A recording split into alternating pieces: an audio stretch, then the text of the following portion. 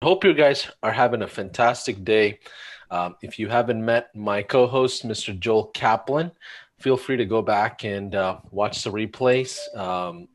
In most rooms in marketing, he's somebody that doesn't really need a lot of introduction, to say the least. It's somebody that has a lot of proven track record.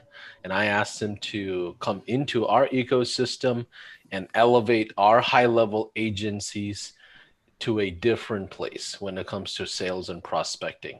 And Joel, I appreciate you being here. Of course. Uh, and let's get right into it, man, without any further ado.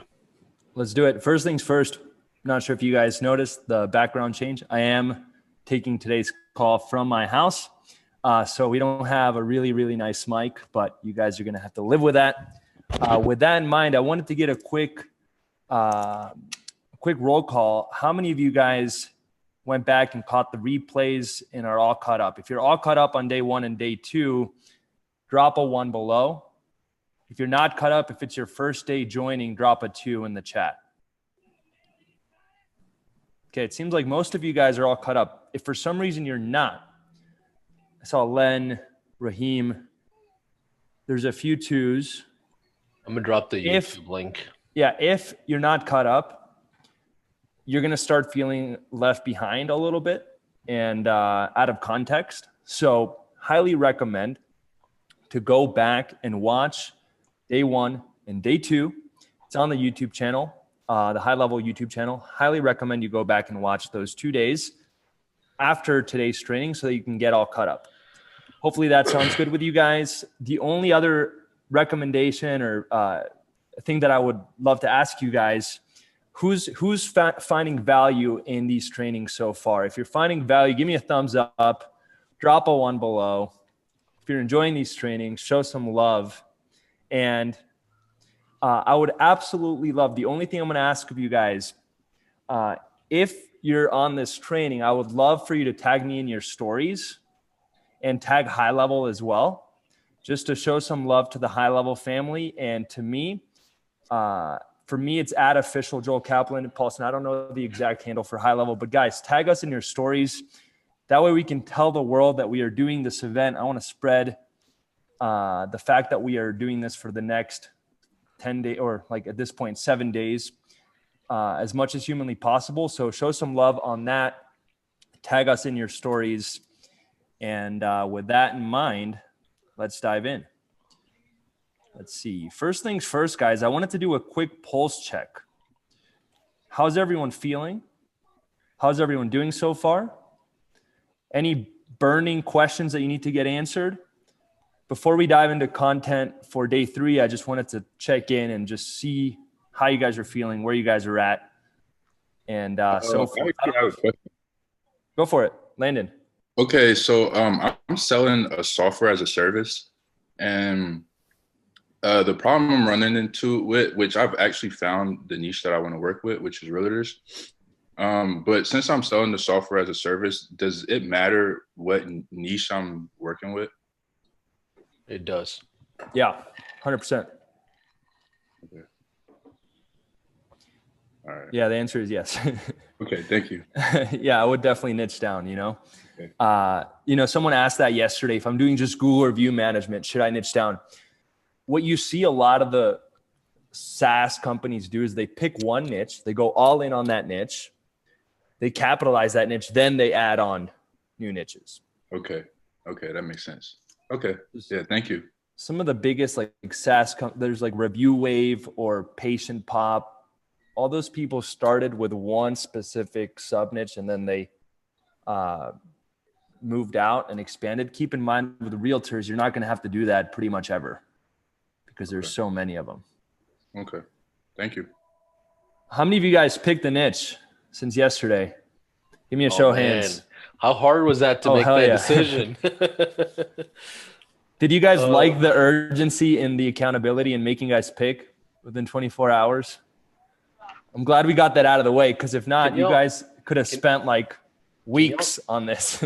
Can y'all type down what your niches are just in the chat? So that way you could even see similar faces and similar names that are, essentially competing with you, but at the same time, it's an opportunity to collaborate, in my opinion, because all these niches are saturated, as we talked about, and there's no perfect niche. Love it, guys. Fish and chip shops. That's I don't know, maybe that's too small. I don't know who that was, but he actually reached out to me yesterday about the fish and chip thing. Mick, it was you, right? Oh yeah, I remember. There's going to be something that's not pleasant about it, I promise you, but there'll be good things too. Love it. Love it, guys. This makes me really happy. I know it's going to give you guys a ton of clarity. And with that in mind, let's dive into day 3. So today we're going to be talking about offer creation. We're going to be covering the goal of what I like to call the easy yes offer. An easy yes offer is essentially an offer that you promote to someone or you offer someone and make it easy for them to say yes to you. We're going to talk about the elements of an easy yes offer. We're going to talk about my top 3 favorite offers for beginners that are doing less than 10K with their agency. So given the fact that we're covering how to scale an agency to 10K over the course of 10 days, I thought it would be perfect to talk about my favorite offers for people that are in that stage. We're going to also build out an offer for a niche together so you can see this in action. And then last but not least, we're finally going to get into the tactics, strategies, no more high level. We're going to, I don't mean high level software. I mean high level just theory. Hey, I actually believe in that. No more high level drowning. Sean and Robin hates it when I say that, but no more high level technical drowning. All right. I want you guys to focus on sales. So Joel, you can say it. It's cool. Okay. Well, I meant more like no more 30,000 foot view. We're getting in the dirt. We're going to actually go over the offer that I custom created for everyone here. So as a bonus, I didn't tell Paulson I was doing this. I actually created a whole offer that all of us can use. I guarantee you that even if all 78 of us here use this offer, it's not going to get saturated. And with that in mind, if you're excited to have a custom created offer handed to you on a silver platter, drop a 1 below. And let's finally dive in. So here we go. First things first, let's talk about the goal of the easy yes offer. So for those of you guys that don't know what an offer is, essentially you approach a business and say, hey, here's what I can do for you. You're making them an offer. Hey there, Peaches. The difference between a regular offer and an easy yes offer is that the easy yes offer is irresistible. It's very easy for the business owner to take you up on it and say yes to you. Now, we're going to be covering all the things that you need to know about how to make an easy yes offer. But before we do, I wanted to make sure, does that make sense what an offer is when you essentially go to a realtor or a gym owner or a chiro or an e-com store and say, hey, I can help you with this. Are you interested? And here's how I'm going to make it super easy for you to say yes to me right now. That's an easy yes offer. So what does that actually look like? Let's dive in. Well, the goal of the easy yes offer is to make an offer that your prospects want to say yes to. It's pretty obvious. If I approached you guys and said, hey, I'm going to set up your pixel for $100,000, even though there's millions of tutorials that show you how to do it for free and it's very easy to do, how many of you would take me up on that offer today? Give me a show of hands. Landon, $100,000, and I only take wire transfers, all right? Can't put it on your credit card. That way you can't ask for a refund later. How many of you would take me up on that offer? Wire transfer $100,000 to me. I'll set up your pixel right now. We could do it live on this call. The answer is none. None of you guys. It's a crappy offer. It's very hard to say yes to it. However, if I approached you and said, hey, I'm going to personally coach you over the next 10 days and show you how to scale an agency to 10K for free, all you have to do is show up. How many of you guys would say yes to that? Sure, I'll be there. You guys see the difference? You want to make a proposition to a business owner that's easy for them to say yes to. So that's goal number one. Goal number two, we want to make the prospect feel like our offer will directly get them what they want and solve their problem. So each one of us has a desire and each one of us has a pain point.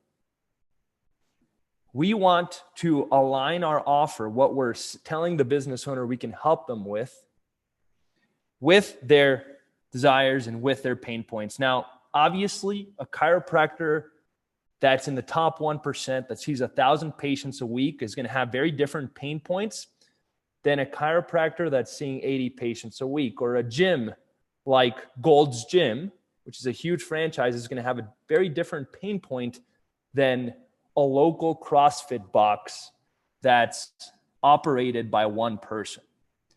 So the key is to figure out the pain points and the desires for most people in our niche and align our offer with those pains and desires.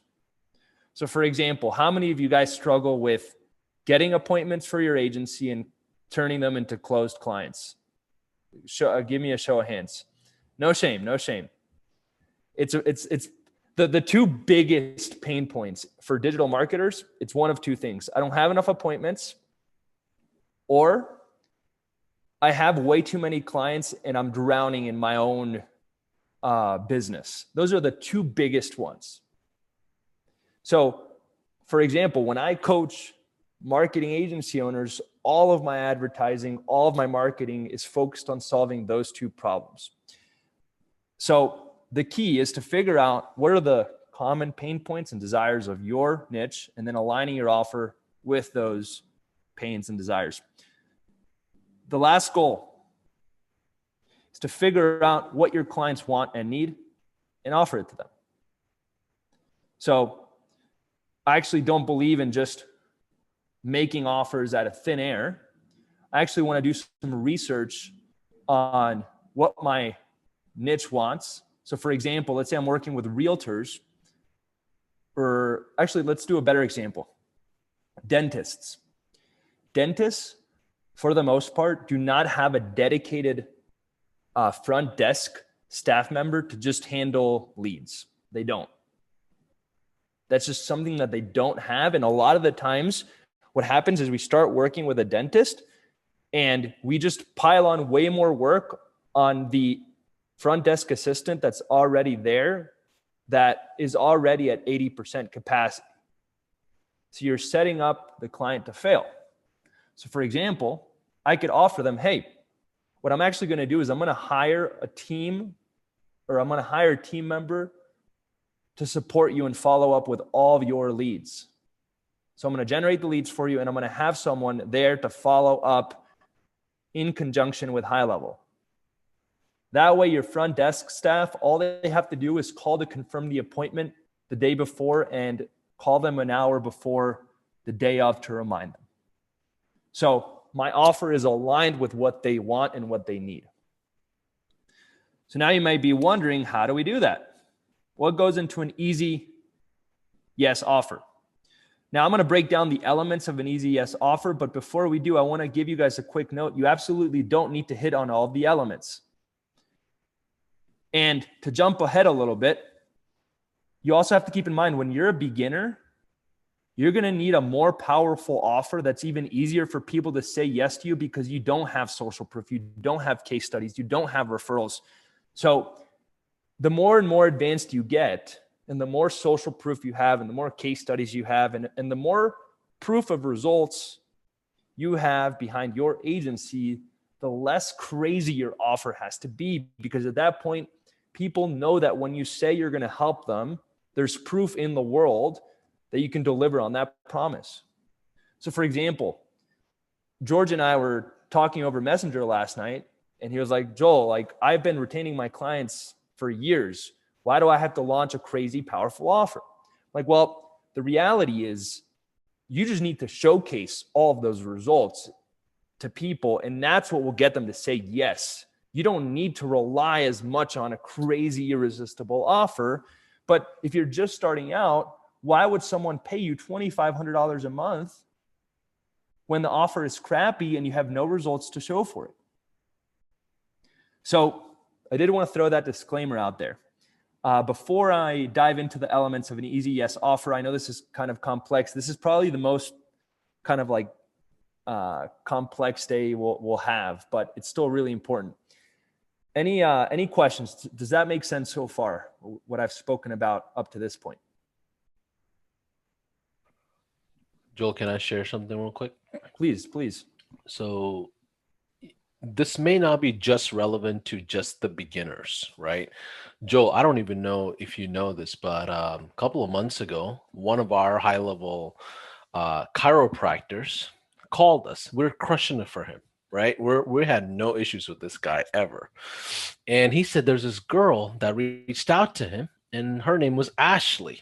So Joel, I know at Atlas Digital with your automations, there's an Ashley in there, right? So I was like, who is this Ashley? So I called the guy. I don't know if you know, if you remember his name. It was Bay Area Disc Center, Dr. Thomas Fergino. You can look at your database because he came over to you guys from us. For those of you who don't know, a lot of the top agencies, we all share the same clients across the board, different time periods. So it's not it's not a big deal. But you know what? I got on a call with him because they come back around. They all do. We're getting him close to like 150 leads, and I was like, "Oh, you found a marketing company called Atlas Digital. Interesting, because I know the guy that runs it. His name is Joel Kaplan." He's like, "Yeah, I talked to Joel and his guys, and they have a better offer for me." And I'm like, "Interesting. Tell me about this offer." You guys offered to manage the leads, get them booked, and basically give the doc appointments, where here at the high level agency, we're just generating the leads and he had to follow up. And this is with good results with two big agencies that are producing similar results. You see the power of the offer. And me and Joel, I think this is the first time we even talked about this because, clients come and go. Here's the kicker, guys. If you have results and social proof and case studies, and you've proven to your niche that you can deliver on your promise, and on top of that, you release a crazy offer, then it's game over. You just beat everyone. So you don't need it. I have two clients of mine who are doing over 250K a month in the dental niche. They don't have a crazy offer, but they have so many testimonials, so many case studies, and they're like, we don't want to do that. That's just not, we don't need to at this point. But I'm telling you, if they decided to release a crazy offer, they would definitely take over even more. Yeah. Absolutely. My point being, even later, after you've scaled, you still need an offer. I'm telling you, you do. Yep. Cool. It seems like you guys are getting it. Any questions? This is probably the most complex day, so I want to make sure to answer questions along the way. Or maybe not. Maybe this is the most basic day. And forcing you guys to pick a niche was the hardest part. So, all right, let's keep going. Elements of an easy yes offer. Like I said, you don't need all of these elements. And for example, my agency doesn't have all of these elements, but these are the things that go into it. So you can pick and choose. And what I would say to you guys is the same thing I said yesterday. Figure out how to go after the biggest people in your niche and take their offers and make them better, make them more unique, make them different. Remember, the one question that I tell all of my clients that I coach that are agency owners is to figure out how to take everything that I'm teaching and then beat me. So you guys should look at all the offers in the marketplace, and instead of asking yourself, whose offer should I copy? Who has a good offer in the real estate niche? Or who has a good offer in the chiro niche? So that I could just model it. That's the wrong way to look at it. The right way to look at it is, who has a good offer in the chiropractor niche? How can I then take it, make it my own, add my own unique spin on it, figure out other ways that I can make it better and add my own unique value, and launch that offer. So with that in mind, here's some of the elements to an easy yes offer. If we have a big promise or a guarantee, that's going to make it really easy for people to say yes to you. So for example, one of my good friends, Nick Robbins, guarantees a return on your investment. He works with pain management clinics, and he guarantees, hey, if you work with us and you do the work, we'll guarantee that you'll get an ROI. That's the biggest promise that you can offer. To give you guys another example, I put here 10 appointments in 30 days. You can do, if you're in e-commerce, you can do an increase in return on ad spend or an increase in total sales volume. If you do, what's it called? Website conversion optimization, where you're optimizing websites for conversion, you can guarantee an increase in conversion rate. So you can get creative with it.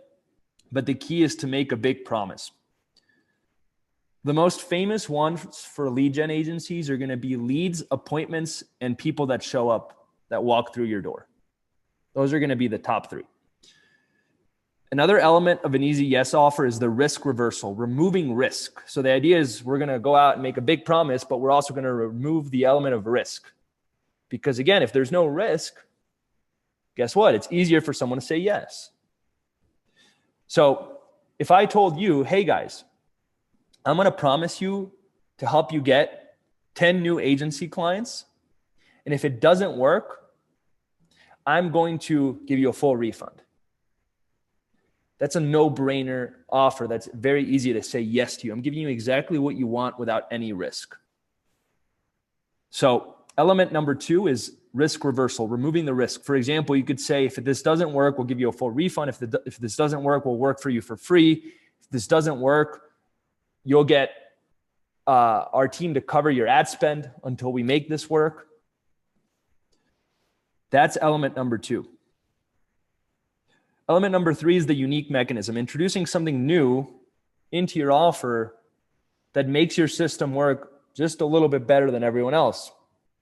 So for example, there's someone in the high level group that figured out how to use dialogue flow so that high level actually follows up automatically with leads and has real live conversations. And I know the high level team is going to be rolling that out over the next few months. If you're the first one to offer that, you can go into the marketplace and say, hey, the reason why this works so well is because we use dialogue flow. We have a unique mechanism to make it work and follow up with your leads and get them scheduled. Everyone's going to want to get a piece of that. If I tell you, hey guys, I'm the first digital marketing agency that offers a call center to pick up the phone and call every single lead that gets sent to high level after we generate the lead. And we work with dentists. We're the first ever marketing agency that does this. That's our unique mechanism. It's going to make it easier for dentists to say yes to me. They're like, oh, we've never tried that. We've tried Facebook ads with leads. We've never tried Facebook ads with leads in a call center. So the idea is we want to introduce a unique mechanism. The example that I gave is, for example, let's say that you guys have virtual assistants to follow up on a high level on behalf of the clients. You can say that the reason why we make this work so well is because we have software called High Level that we plug in our virtual assistant team into, and they follow up with all your leads and get them scheduled. For example, guys, no one is talking about marketing and Facebook ads that way. I've never seen any ad about, hey, chiropractors, we have a team of VAs that follow up and schedule all your leads using our proprietary software so that you never have to follow up with a lead again. No one's introduced that new angle. So if you guys can figure out a unique mechanism, it's going to be really, really powerful. You can also add urgency.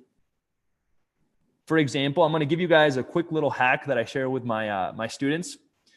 On your actual sales pitch, you can put a date and say, hey, if you sign up by December 4th, this Friday, you'll get this bonus. So again, you're making it easier for them to say yes by adding that level of urgency. All right, let's keep going.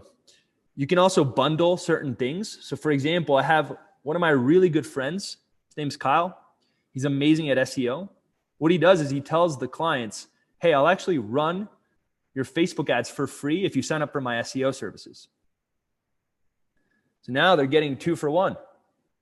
He's an SEO company first, but he was like, you know what, Joel, no one's buying SEO nowadays. or at least they're not buying it right out of the gate. So what he was thinking is, how can I give them exactly what they want while also providing what they need? And his offer was a bundle. He said, hey, I'll run your ads for free as long as you sign up for our SEO services. It's a win-win.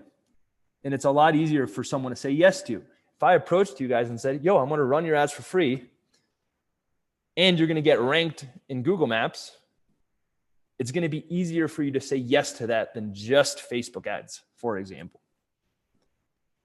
So you can do a bundle. You guys can also add bonuses. For example, you could say, hey, for anyone that signs up by December 4th, we're also going to throw in a monthly reactivation campaign where we're going to go into your database every single month and reactivate all the people in your database. So that's another element that you guys can tap into. And ultimately, guys, the key is to add more value. Looking for ways to add more value by either promising more, removing risk, introducing a unique mechanism, bundling things together, having some bonuses in place, et cetera, et cetera. Now, to be honest, I could do 10 hours of training on offers. Like, there's people that have written books about this, and I did not want to get too into the weeds today. I wanted to just give you guys a 30,000 foot overview and then actually dive into creating an offer together so you guys can essentially take action on it and keep it simple without overcomplicating it. But like I've been saying since day one, my goal here is to give you guys what you need to hear, not what you want to hear. So I still wanted to cover the high level overview so that you guys can understand and have a better conceptual understanding of offers and how they work and why people say yes to them. So, for example, if I tell you I'm going to get you 10 appointments in 30 days, or will work for you for free until we hit the 10 appointments, using proprietary software called High Level Plus, our team of trained virtual assistants that will follow up with all of your leads so that you don't have to lift a finger. And if you sign up by Friday, December 4th, you're also going to get 50% off your first month with us. After that, it goes up to our regular management fee. Plus, we're going to help you get ranked in the top 3 Google Maps pack for your keyword in your area. And we're going to throw in a monthly reactivation campaign so that all of the people that are already in your ecosystem that you haven't nurtured are going to come back into your business. If I could do all of that for you today, would you be interested? It's a pretty good offer. It's easier to say yes than I just do Facebook ads. That's a crappy offer. So with that in mind, let's see. Here we go. Let's talk about the best offers for beginners. Like I said earlier, you guys have to keep in mind that having a really powerful offer is like having training wheels on a bicycle. When you first ever ride a bicycle, you can't just ride it. You haven't earned the right to ride on your own. You have to earn that right. And first, we start with training wheels to support us.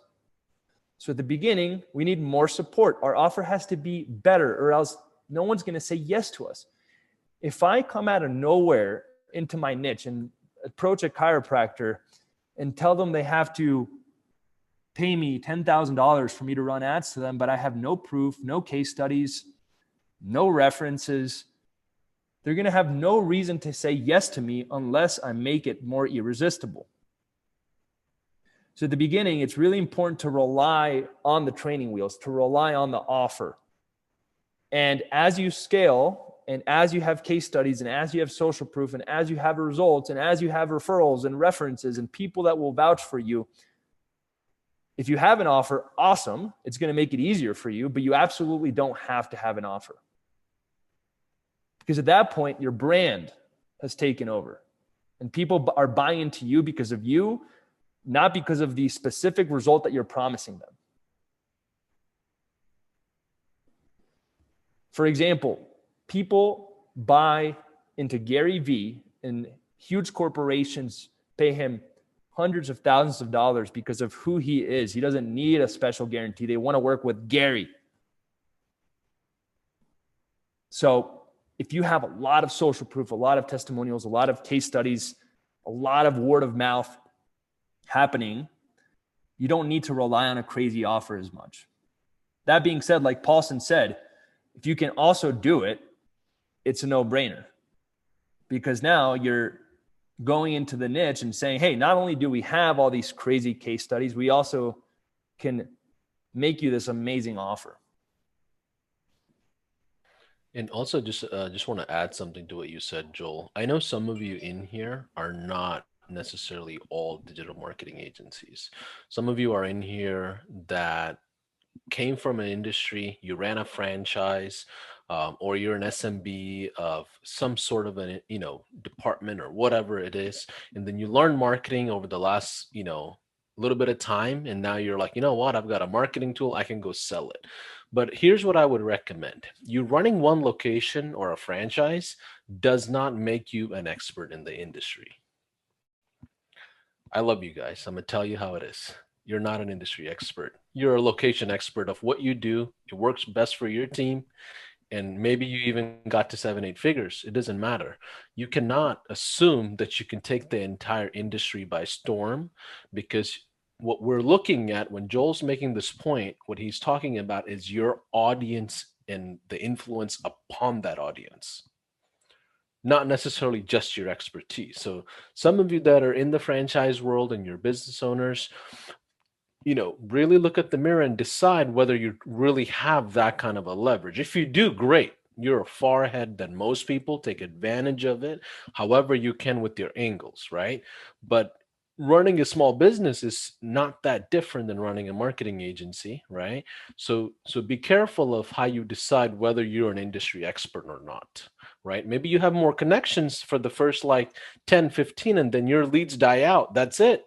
You've tapped out your ecosystem, right? So just wanted to make that point on the influence on your audience versus your expertise. So don't miss that. Thank you, Joel. And guys, there's also a huge component of pricing, how it comes into play. That being said, I don't like to make better offers by making a really, really cheap service. One of my main philosophies has always been figure out how to add more value so that you can charge what you want, instead of lowering the price to match your lack of value. So some people out there will say, hey, I'm going to take exactly what you do and sell it for $99 a month. That's fine. I personally, what Joel would rather do is figure out how to make it worth $2,500 a month and add value. So I did want to throw that in there, just because price can also go in. That could also be an element of offer creation, but I don't like to rely on it. The only caveat, guys, is if you've been in the game for a month and you're charging a ridiculous amount that's above what the average agency charges in your niche, there's nothing you're going to be able to do to get someone to say yes. It's going to be really, really, really hard. So I would say to keep it really simple. This is kind of my general advice for most people. I like charging, if you're a beginner, anywhere between $1,000 to $1,500 a month, not including ad spend. And as you get more advanced, you can charge more, around $2,500 a month. This is for local businesses. Now, again, if you add more value and you add a coaching program and you add all these things into it, you can charge even more. But just to give you guys something to be able to grasp in your mind of what it should cost, that's kind of my general answer. With that in mind, like I've been saying since day one, there's always outliers. There's always some special cases and special scenarios, but that's the point. So with that in mind, now that you guys got the 30,000 foot view of offer creation, let's actually go over my top 3 favorite offers for beginners. Does that sound good, guys? Yes? I've probably seen every one of those ads, Joel, just so you know. All the obnoxious ads that you guys ever ran for your agencies. I don't even know which ads I'm running with my face in them anymore. You know? You've got new ads running every 40 days. It's like, I have the whole team in place. So even for Right. my own personal ads, or even the email, sometimes I'm like, yo, Joel, I really like that email. I'm like, I have no idea what you're talking about. But anyways, here we go. Here's my top 3 favorite offers for beginners. Now, as you can see, there's not that much that goes into it compared to something like this, but we're also not asking for money in these offers. So there's a trade-off. First one that I like is a 30-day money-back guarantee, where you essentially tell the client, hey, if you follow our system to a T and do X, Y, and Z, if you didn't like what you got, we'll give you a full 30-day money-back guarantee on our management fee. It's very easy for people to say yes to, especially if you're a beginner. If you don't have any clients and you need some and you need to build momentum, you're going to need to have an offer that's easy for people to say yes to. And if you go into your niche and say, hey, if you don't like the results that you got in the first 30 days, as long as you followed our system to a T and followed through on what we said as the guidelines to succeed, you're eligible for money back. I don't know how many of you guys know Jeff Miller. He's in one of my programs, and I helped him create this offer for his niche, and it blew up. Now, again, he knew how to get really good results, so obviously a lot of them stayed through. There is a caveat here, but again, if you're a beginner and you don't have any clients, what you need is momentum, like we talked about on day 1.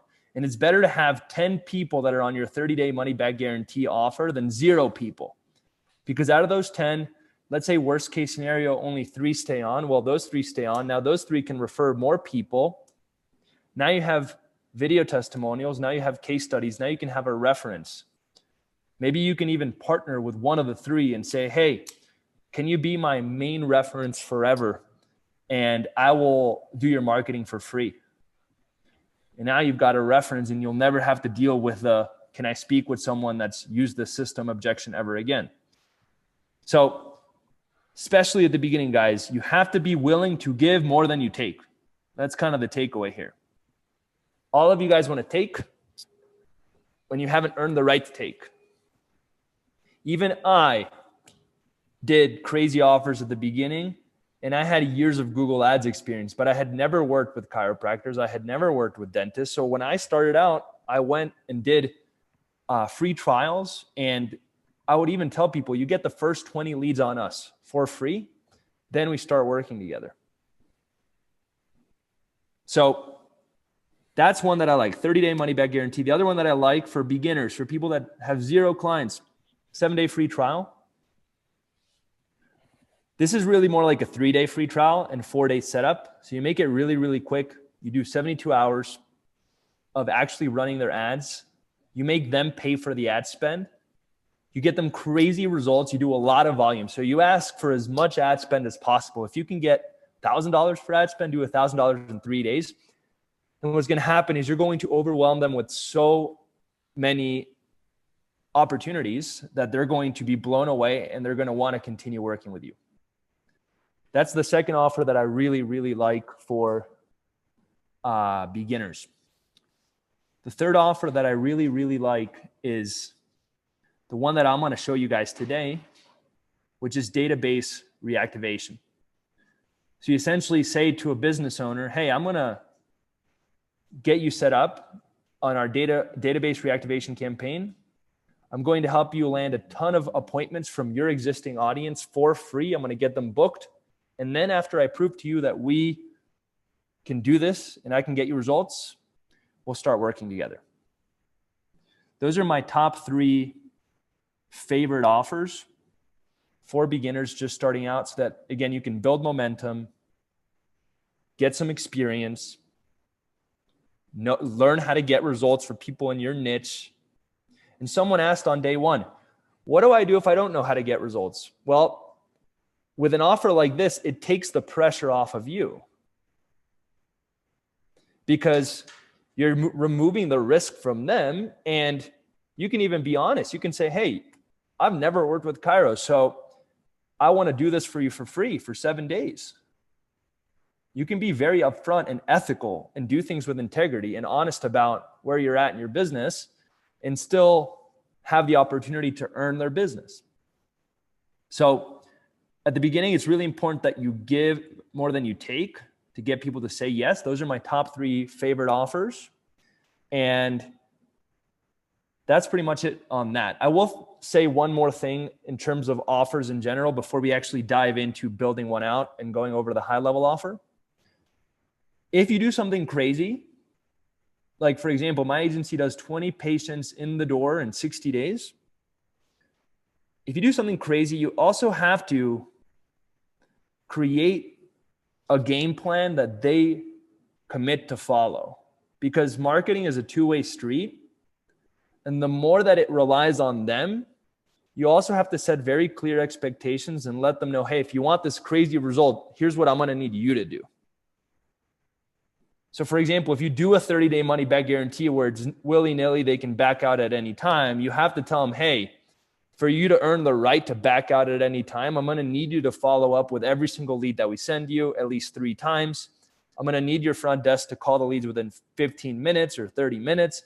I'm going to need you to record your calls and follow our scripts to a T. So it's really important that you don't just throw a crazy offer and not protect yourself. And if they're like, well, why do I have to do all the work? Well, if you want this crazy thing, guess what? If it were easy, everyone would do it. So you're going to have to commit to what we have learned after working with so many chiropractors that's proven to work to get you that result. So Can I share something here?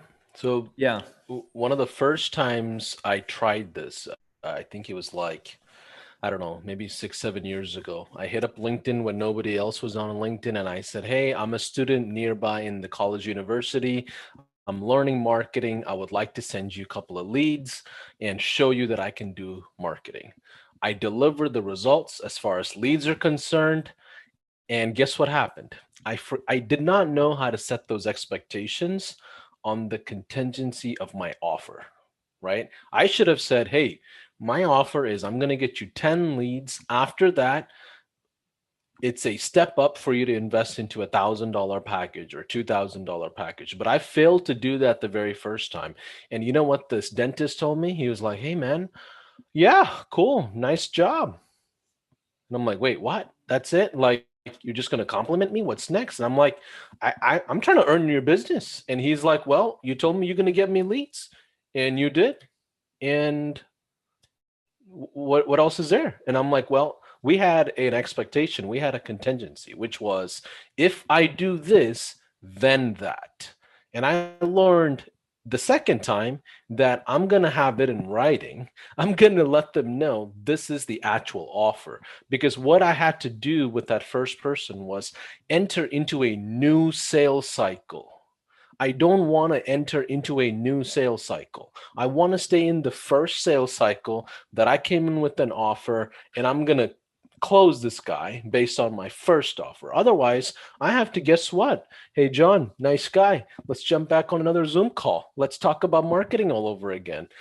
Oh yeah, sure. No problem. Talk to my secretary, schedule it. And I'm like, oh my God, I just lost a month.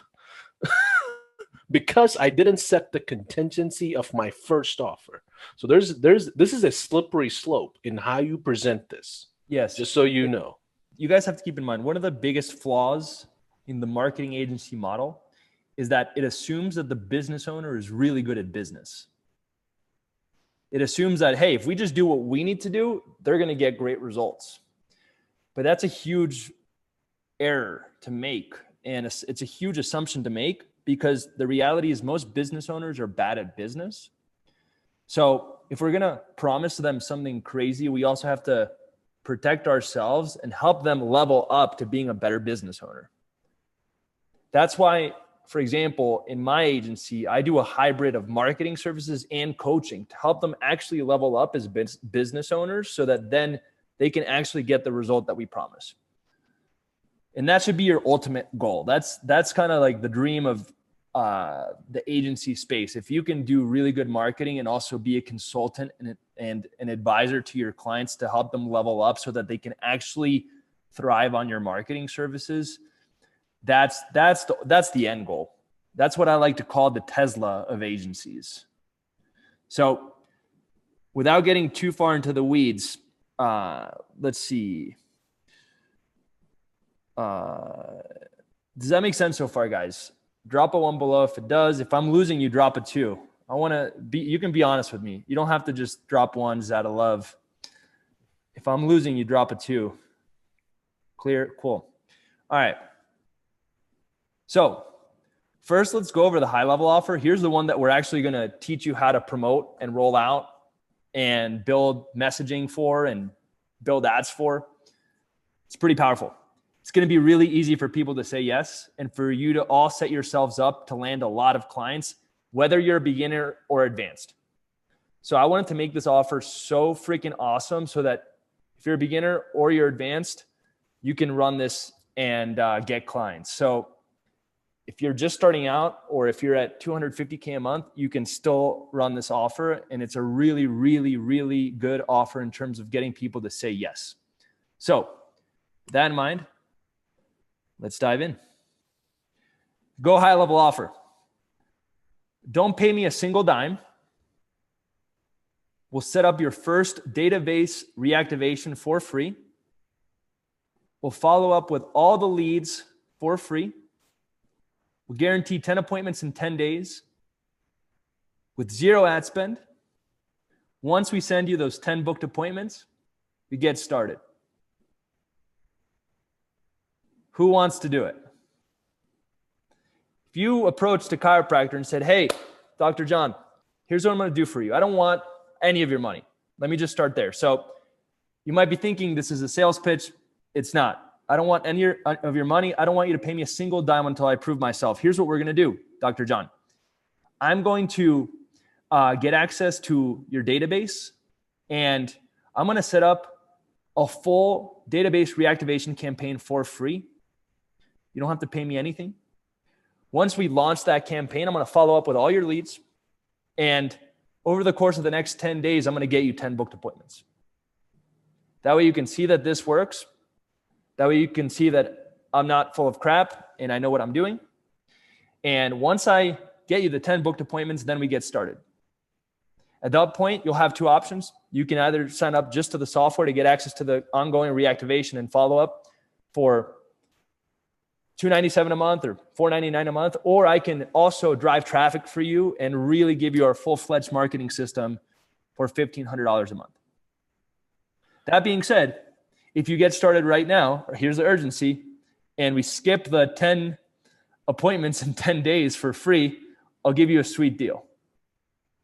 If you just want to jump right in and skip that initial process.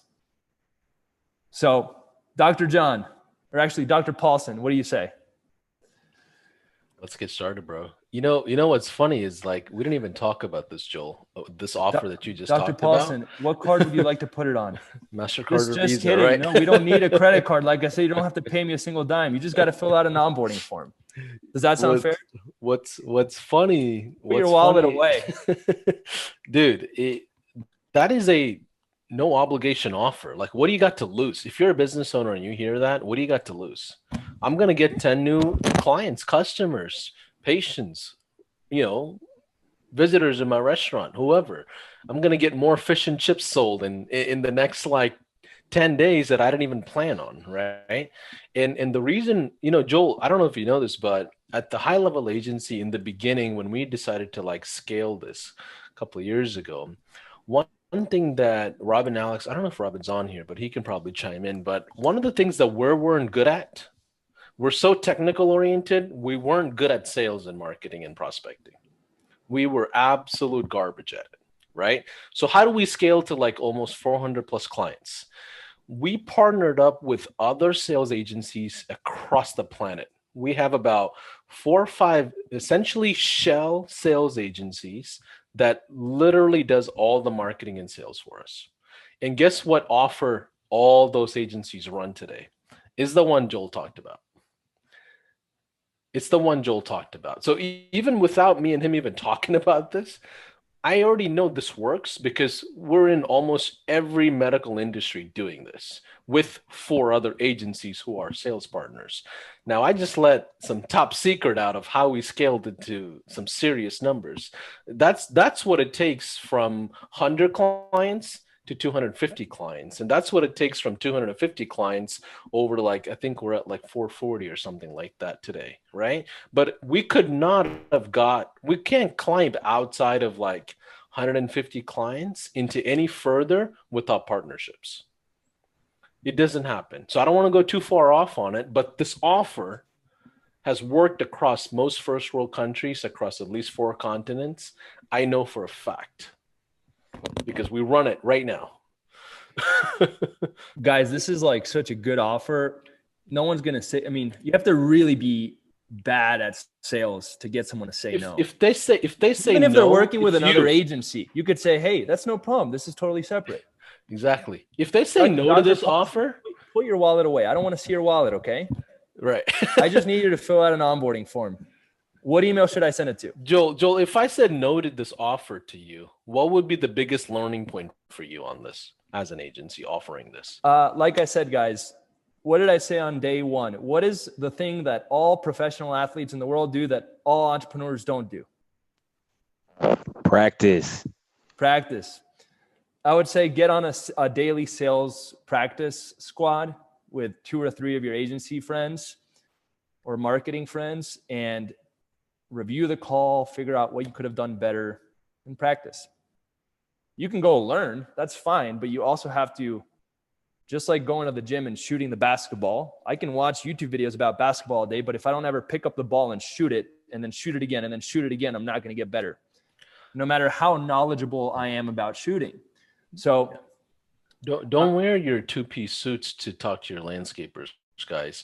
I used to go into all these hospitals and clinics with scrubs on. I would wear scrubs with bun cakes, 19-pack bun cakes, and I would walk in and the gatekeeper always let me in. Never had a problem with scrubs on. Never. So, Look like your client. Guys, just to clarify, when I say zero ad spend with database reactivation, we're going to go over what that looks like. And I'm sure Paulson's done trainings on it. And I'm sure we could do a whole follow-up class on after the 10 days on how to do a really successful database. Chase has done hours of this. I'm not the technical guy. Okay, well, with database reactivation, you essentially get access to all their emails and phone numbers, and you can reactivate them through high level by doing email blasts and text blasts. You essentially pick up low-hanging fruit. That's the idea. And if they don't have enough people in their database, guess what? That's a perfect segue into your official pitch, which is, well, if you don't have that, you know, that's kind of a red flag. Is there a reason you don't have more people in your database? And I would make them feel a little bit concerned, and that get them to feel like that drop in their stomach of like, oh, maybe there's something wrong here. And then I would offer them running ads for them for $1,500 a month to solve that problem. So it's a win-win, because if they do have a lot of, here's where this is genius. If they have a lot of people in their database, it's going to be easy to get the 10 appointments. If they don't have a lot of people in their database, it's going to be easy to sell them on running ads for them to fill up their database, because they have a real problem. I see some of the comments and questions that are coming through the chat, guys.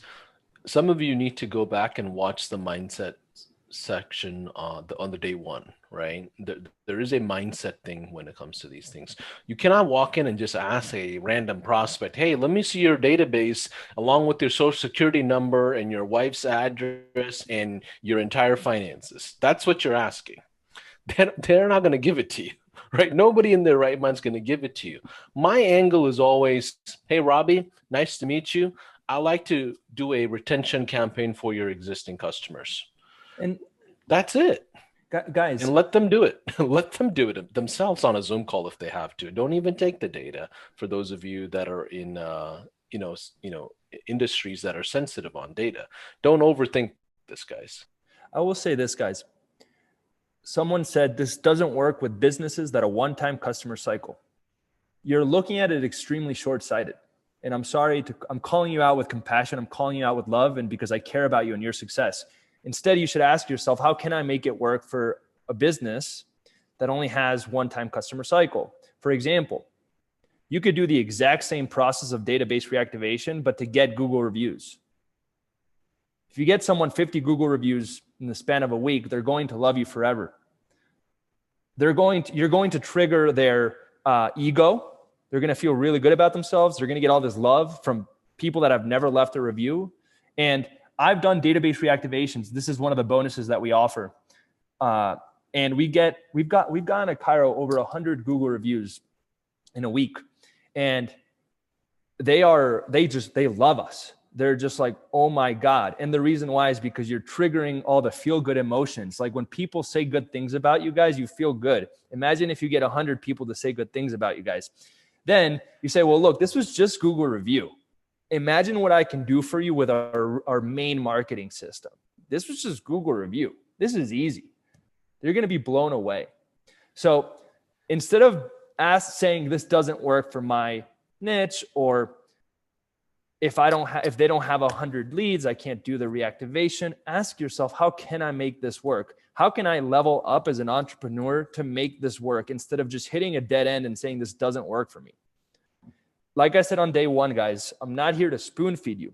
And the danger of giving you guys specific offers like the Go High Level offer that I just made is that it is in a way spoon feeding you. So if you don't know how to make it work, you hit a dead end. But like I said on day one, you have to take ownership and figure out how to level up to make it work. And I know that's harsh, guys, but I say it with love. I truly, truly, truly, truly say it with compassion and wanting to see you guys win, because most other people would tell you what you want to hear and say, okay, well, use this offer instead. But that's just waiting to not work, because the moment that you hit another roadblock, you're going to say, oh, this doesn't work for me. So with that in mind, let me just finish up for today and we'll do some Q&A. This is the Go High Level offer. If I'm starting out and I have high level, and there's already so much training, like Paulson said, on how to do reactivation. So it's just a really easy one to get support from the high level team on how to get results for it. If it doesn't work, it didn't cost anything to the business owner. So let's say that it doesn't work and you couldn't reactivate all the people in their database. You didn't get them the 10 appointments. Well, guess what? Now you got experience talking to someone in your niche. Now you got to learn more about the niche. Now you got experience using high level and actually doing marketing with a business owner and actually promoting someone. So this is it's risk-free. You're not actually using ad spend. So for beginners, it's really, really solid. And if you're advanced, then you should know how to do reactivation and get really good results. So if you're advanced, it's a very easy way to have a lot of conversations with people in your niche where you can quickly win them over and turn them into paying clients. For example, when COVID hit, our entire marketing campaign was, we'll do a Google review campaign for you for free to build goodwill in the marketplace and to speak to as many Kairos as possible during that time. And we got so many booked appointments from it. And some people didn't continue with us after the Google review campaign. Some people did. But with that in mind, we used it as a way to get so much momentum and be able to grow from that foundation. Paulson, were you going to say something? Yeah, I mean, we did a couple of things that are similar in the middle of COVID. So remember, when the landscape is changing, right? Just because COVID happened, or like right now, we just finished Thanksgiving. We're going into Christmas and New Year's. You should be thinking of ideas if you're a true marketer on how you're going to leverage that landscape of holidays. Oh, genius. Right? That's Dude, genius. like Easy. Database reactivation you could do a holiday special for Correct. the gym or the chiro or the dentist or the HVAC owner. You could even, if you're in a niche, like I said, that doesn't have repeat customers, You can do the Google review campaign, for example, and say, hey, we're doing this crazy Google review campaign special to celebrate during the holidays, you know? Yeah, we did this even with like our account managers would flag us. Hey, Paulson, guess what? I've got a feeling this client's gonna probably cancel for some odd reason, right? We feel like they're gonna cancel. We don't know why. We got leads, but they're not converting, blah, blah, blah. Guess what happens? I have my sales rep calling them first thing before they even reach out to me. And guess what we do? Hey, we feel like you're struggling a little bit with marketing. We want to do well for you. Can we run a reactivation campaign with no cost? This won't even be part of the retainer. And matter of fact, we'll credit you 50% to the next month until you catch up. That's better than them canceling on you and then you just finding out. And right? guys, let's get creative. Get creative. Let's say you're in a niche like real estate, where a lot of them are one-time customers. You could do a reactivation campaign saying, hey, do you know anyone that is looking to buy or sell a home right now? If you introduce me or make a connection, I'll give you X, Y, or Z bonus. Send you $100 Amazon gift card. Like, we can get creative with it. And that's just one that I came up with right now. But like I said on day 2, every niche has pros and cons, right? So you're going to have to figure out what works for your niche. And if this specific offer for some reason doesn't work, you can do other things as well. You can do the 7-day free trial where you do run ads for them. You could do the money back guarantee. You also don't have to do this offer. So with that in mind, to finish off today, I did want to build an offer out so you guys can see kind of how I would think about it. Who wants to drop a niche below? Someone drop a niche below. Ecom, Cairo, used car dealer. Okay, those are the 3 I'm going to do. First 3. Let's do e-commerce. Big promise. 20% increase in ROAS in 60 days.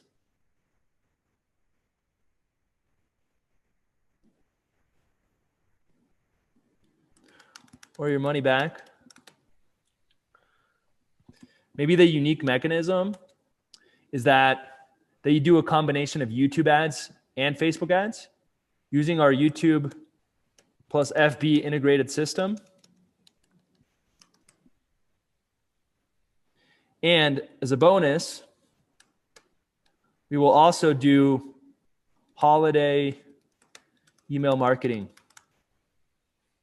You could say, hey, our email marketing is a whole other division for ecom, but given the fact that we've got Q4 and we've got the holidays coming up, we're also going to do some holiday email marketing for free to really help you squeeze the juice out of everything that we do. Let's see. What was the other one? Cairo. Let's see. This is the one that I do.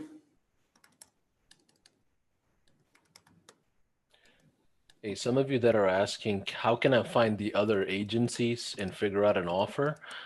Remember, your ultimate feedback is going to be from your clients, not other agencies. You leverage other agencies and collaborate with them or compete with them for ideas, but your ultimate offer, your biggest offer whisperer is going to be your client. Ooh, that's gold. That's good. My client's going to tell me what they want. We actually used to do a name your package offer. We would literally get on a call with anybody and say, hey, we're new in the industry, just to get us going, and we want to partner up with you. We would like for you to just tell us what would help us make this decision together today. What do you want? Our normal fees is $2,000, but we're going to let you name our price for the first month. They would say, oh, let's just try it out for $400. That's a great offer. Better than a damn trial. You know how what is that called where people can pick how much they want to a la carte? It's not a la carte. It's like when you can decide how much you want to pay for a service. Name your price. Is that what it's called? That's a great offer. It's easy to say yes to. That's the whole point, guys. We don't have to overcomplicate this. I know I give you guys a lot of elements. The key here is, how do I add more value and how do I make it easy for people to say yes to me? That's it. Don't overcomplicate it. Oh, Yeah. the crazy thing about us is that you actually decide how much you want to invest based on the value that you see here today.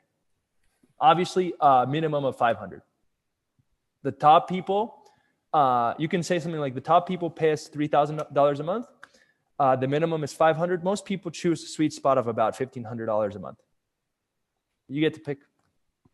That's such a cool offer. Whoever mentioned that was great. Or I don't know if it was Paulson, but That was Peter. That's a really good offer. Who's going to say no to that? Plus, there's like an element of fun and excitement and choose your own adventure. So that's a great example, guys, of taking what I'm showing you and making it your own. I have never had that thought of doing a choose your own adventure type of offer. That has never been an idea that I've had. Dude, we did it for almost like 6-7 months. We did with a lot of our agencies. We would just say, but the contingency was, it's just the first month, buddy. We're not doing free business. It's just the first month. First month is my contingency. And if we do deliver what we say we deliver, then we're going to cut off all marketing. If you don't make this decision, we have other partners we're waiting to go, right? Yeah. So guys, I think I do have to get going, but to wrap today up, hopefully you guys learned some principles behind how to make a powerful offer. Key takeaways is make it easier for people to say yes to you, figure out ways to add more value. And like I said, I'm not a big fan of spoon feeding, but for the sake of being able to keep going over the next 10 days or the next 7 days with you guys, we did need to pick one offer, and this is the one that we're going to roll with. So the whole idea is that the way that we're going to get appointments over the next 7 days is by reaching out to business owners and telling them, hey, gym owner John, I don't want you to pay me a single dime. I actually want you to put your wallet away right now. I'm going to set up your first database reactivation or Google review campaign. We could also do that one for free. I'm going to follow up with all the leads for free. That way you don't have to lift a finger. And I'm actually going to get you 7 appointments in 7 days or 10 appointments in 10 days. And we're going to do it with zero ad spend. So the best part is you don't have to pay me or Facebook or YouTube or Instagram or Google or anyone else. And after we get you those 10 appointments and I've proved myself to you and you are loving the results, because after 10 appointments, you're going to be like, Joel, send me more right now. We're going to get started at $1,500 a month. Now, I did say put your wallet away, but if you want to take it out, gym owner John, if for some reason you want to take your wallet out right now, I will offer you a $500 discount if we just jump right in. But if you want to get the 10 appointments first to see that this works, I'm more than happy to do that as well. Which option sounds best to you, gym owner John? Yo, before Joel jumps off, give us a one if you found today like super valuable. And I know I'm getting messages left and right, but Joel, I know you may have to jump off and you got a hard cutoff in like 5-6 minutes, but I'll stay on until 3:30 to just do Q&A, and just like we did yesterday. But Joel, if you're done for it, can we go through some of the questions and you can field it first? Yeah, I have another meeting in 20 and I need about 10 minutes to prepare. So I have about 10 minutes. Okay, cool. Let's go with, so appreciate all of you engaging all the way through, guys. All these things that we're sharing with you guys, it's from actually building agencies. It's actually doing the work. It's actually picking up the phone calls. It's actually walking in with cupcakes. It's actually putting the sweat equity in and figuring out and building teams to scale those teams. After doing all those types of activities over the last 5-6 years is where guys like Joel and myself can come tell you, you don't have to do this the hard way. There is a easy way to get to this, right? And we built an agency that's traditional. We weren't even niche down. We had like 12 different industries with 500 different services. And I know how hard it was to get to this point versus when I see students of Joel that's following his systems and I'm like, dude, these guys are scaling to 50, 60K in 3 months. I don't get it. What are we doing so different? And that's how me and Joel even got connected in the beginning. We're like, you got to join. You got to join to find out. No pitching. but it's real. It's real. There's actually a right way to do this. But let's go with Mr. Stevenson and his question. Joel, if you want to field that. Where's that one? Can I speak? Hello? Yes, sir. Hello, Joel. Hey. Joel? Oh, I see you now. Cool. Yeah, cheers. Just two quick questions. The first one, you said fish and chip shops was probably too small and niche. There's 10,500 shops in the UK. Would you still say that's too small? And secondly, you nearly answered the question, but if you go to a customer and they haven't got a database, you said to create a Facebook ads to get a database going. Yeah, Is there anything else you would advise? Like put a flyer on the counter for the customers to take away. They could enter the details in, and then the business can build up a database that way. Yeah, it's a great question. Appreciate you being here. First things first, if you just picked the niche and you picked restaurants, because of COVID, I would probably revisit. I should have said this yesterday, but this advice normally doesn't apply, but we are living in a crazy world right now. And I just want to throw that out there. Like there's better niches right now than restaurants. It's sort of takeaway, fish and chips takeaway, and they're all open in the UK. That we can stay open.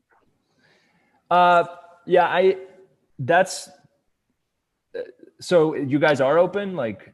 Yeah, we're open. Takeaways are open all the way through. I would still say no, Mick. To be honest. Right. Fair enough. 10. The thing is this. Let's look at progression. Let's look at you at 10 clients. How would you scale this thing with the sales team? You only got 10,000 people to tap into. Right. Yeah, I would say it probably misses the one of the rules that I said yesterday, which was you're going to have to get them 1,000 clients for it to make sense for them to pay you. So I would say that's one of the niches, like nail salons, restaurants, niches where there's such a small, like small barbershops.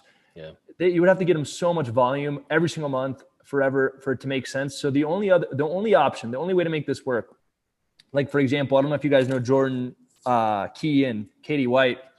I was like, guys, you need to shift your offer into a coaching program for beauty pros, because if they're paying you $1,500 a month, every single month they're gonna drop. They're not making that much back. So they switched their entire model into a $3,000 coaching program just one time.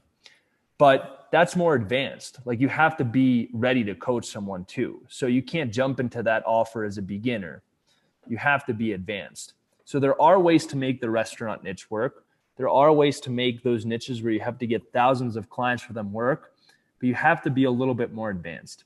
And if you're just starting out, I would probably go after an easier niche where you only need to get them 10 clients for it to make sense. For example, let's say you do the 10 appointments in 10 days. If you could get them an ROI, that'd be amazing. But let's say you do a database reactivation for a restaurant. Like you'd have to get them a lot of clients for them to be really wowed. So, hey guys, raise your hand if you have a question and I'll go through the list. As far as I do want to, this is a question that applies for everyone. What if they don't have enough emails and phone numbers in the database to do reactivation? Great question. This is where you can either pitch them on running ads, so your main service, or this is where you can say to them, well, you know what? I can still do this crazy offer, but the only caveat is I need you to cover the ad spend over the 7-day trial or the 10-day trial. So for example, let's say that you go to a gym owner, they just started out, they're brand new. They're like, oh, I thought this reactivation campaign could work. And you're like, no, you got to reactivate people. You don't have anyone. So here's what I can do for you, gym owner John. You invest into Facebook, $500. Doesn't go to me. It goes directly to Facebook. I can even show you the receipt. It goes straight to Mark Zuckerberg. And I'll still guarantee the 10 appointments in 10 days. We can still set up high level for you and still follow up with the leads. And after the 10 days, we'll get started. That's one option that you can do. if they don't have a database. So the first attempt, what I would do is try to actually sell them. If that doesn't work, I would just offer them a trial or the 30-day money back guarantee. And again, if you are more advanced, you don't have to give as much. So for example, my agency would never tell someone that we would do a 7-day trial if they don't have a database. If they don't have a database, we'll say, sorry, we can either work together or you got to go and get a database. So the more advanced you are, remember, the less you have to give because you've earned the right to charge more and have higher standards. But at the beginning, I would try to still do some sort of trial. Thank you, Mick. Let's go with Waqar Ahmed, or I think that's how you say your name. Thank you so much, Paulson. Hey. Yeah, that's right. Yo. Yeah, thank you so much for the session. All right, so I have two questions. So the first one, which I think everybody is asking, is how many people we need to be in the database? Maybe the better way would be what conversion rate we should be expecting, maybe out of 1,000. Depends So on that is More than 10. You need more than 10 people. It just depends on the niche, right? Like for example, chiropractor is a service that you can stop doing and then come back at any time. Whereas for example, a dentist, you might come back, you might need a nudge, but it's not like you can just come back at any point in time to a dentist. A realtor, that's something that they have a lot of leads in their pipeline. So they have a lot of people that are just sitting there and they're waiting. So that might work, but it also takes a little longer. And therefore you might need a lot more people. So the answer is that it really just boils down to your niche. Talking about restaurants, like if you have an email list for your restaurant, you don't need many people because that's something that people could just come in and get food the day of. If Chipotle sends out an email to their list saying free Chipotle today, everyone's going to go.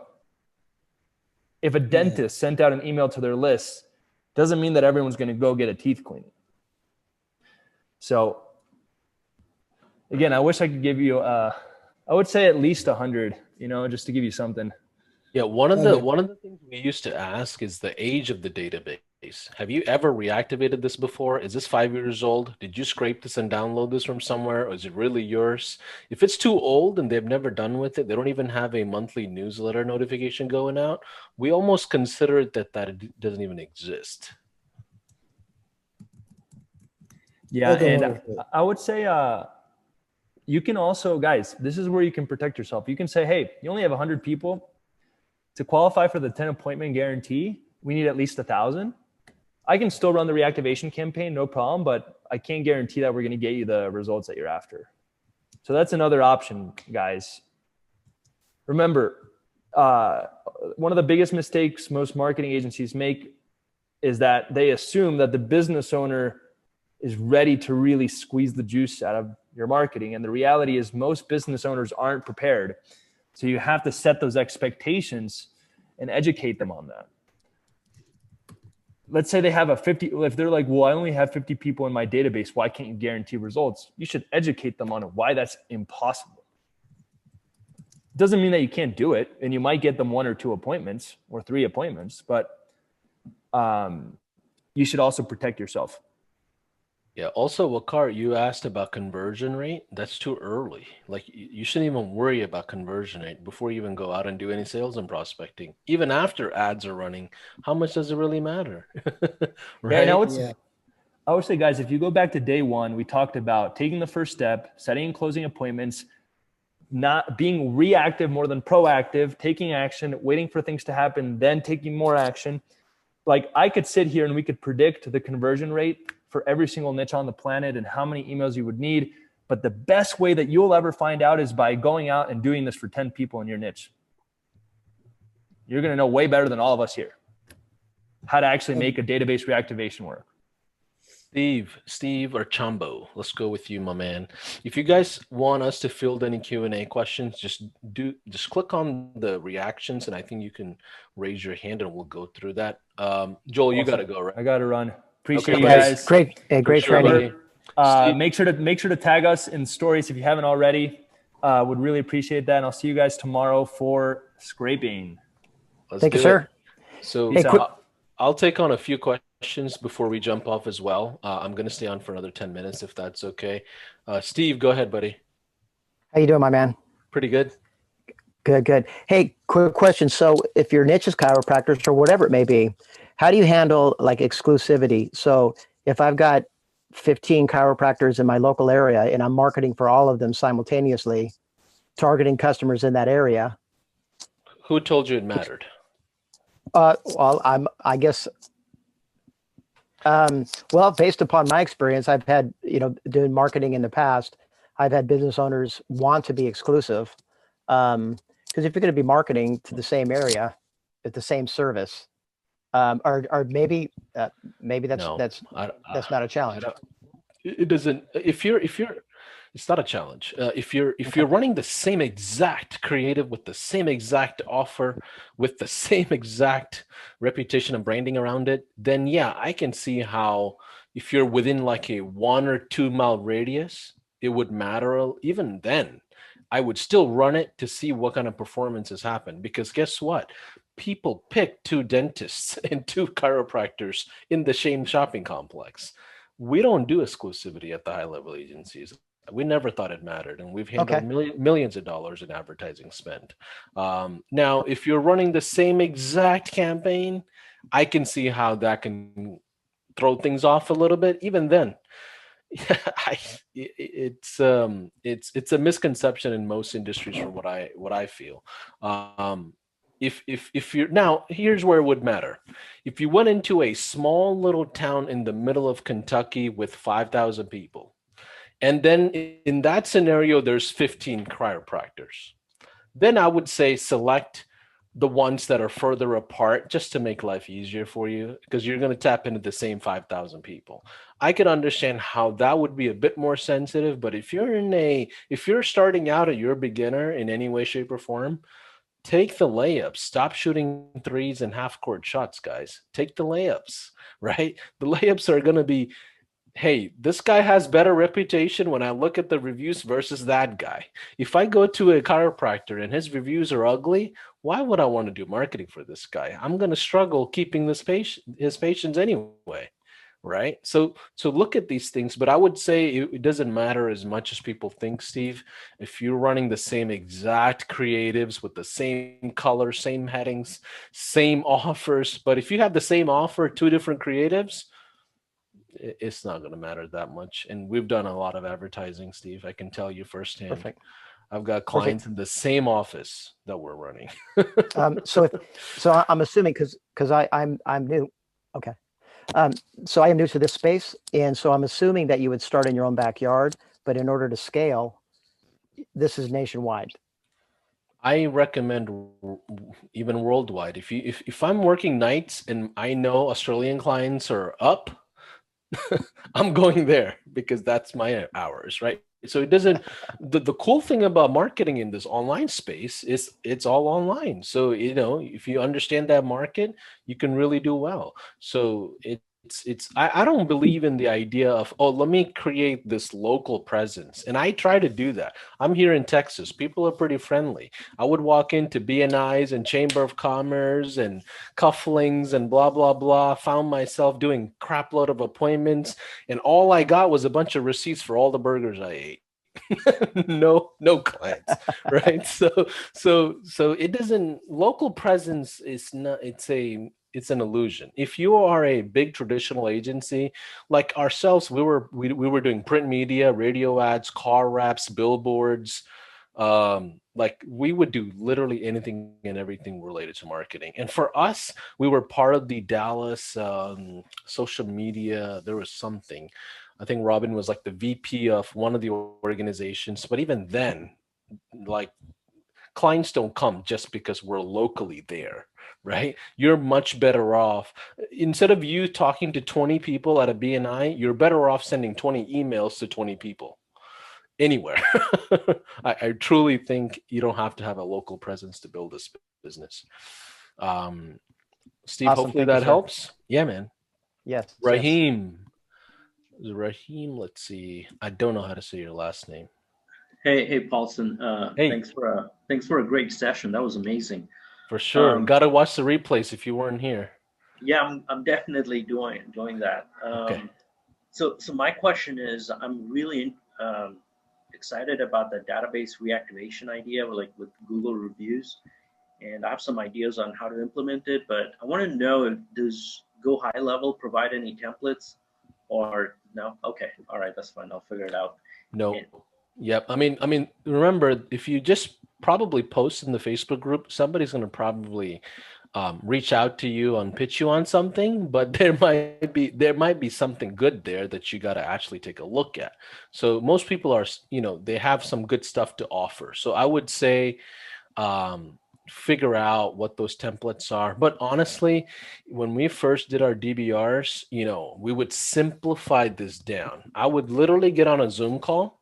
Like, remember, we had High Level before High Level was out. We had to figure this. What's the DBR? Sorry.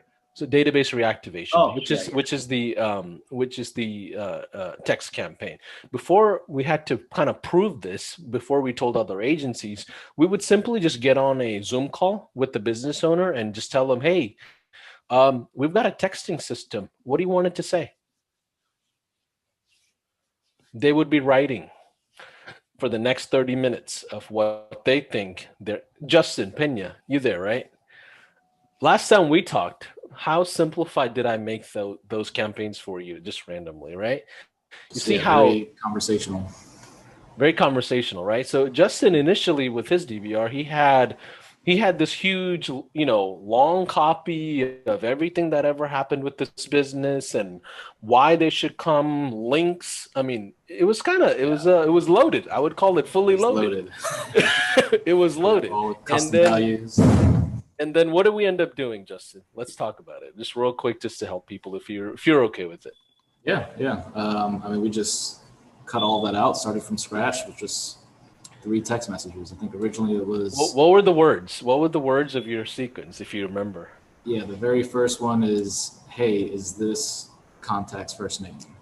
That's it. Just like that was words, it. First text. That was it.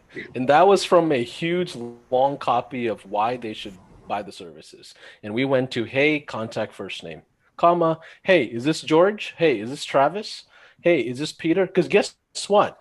I will get a text message from somebody that I haven't talked to in just like that. That's how I interact on my text messages, right? Hey, who is this? How the hell do you have my number? This is private number. Nobody should have my number. That's what I used to feel.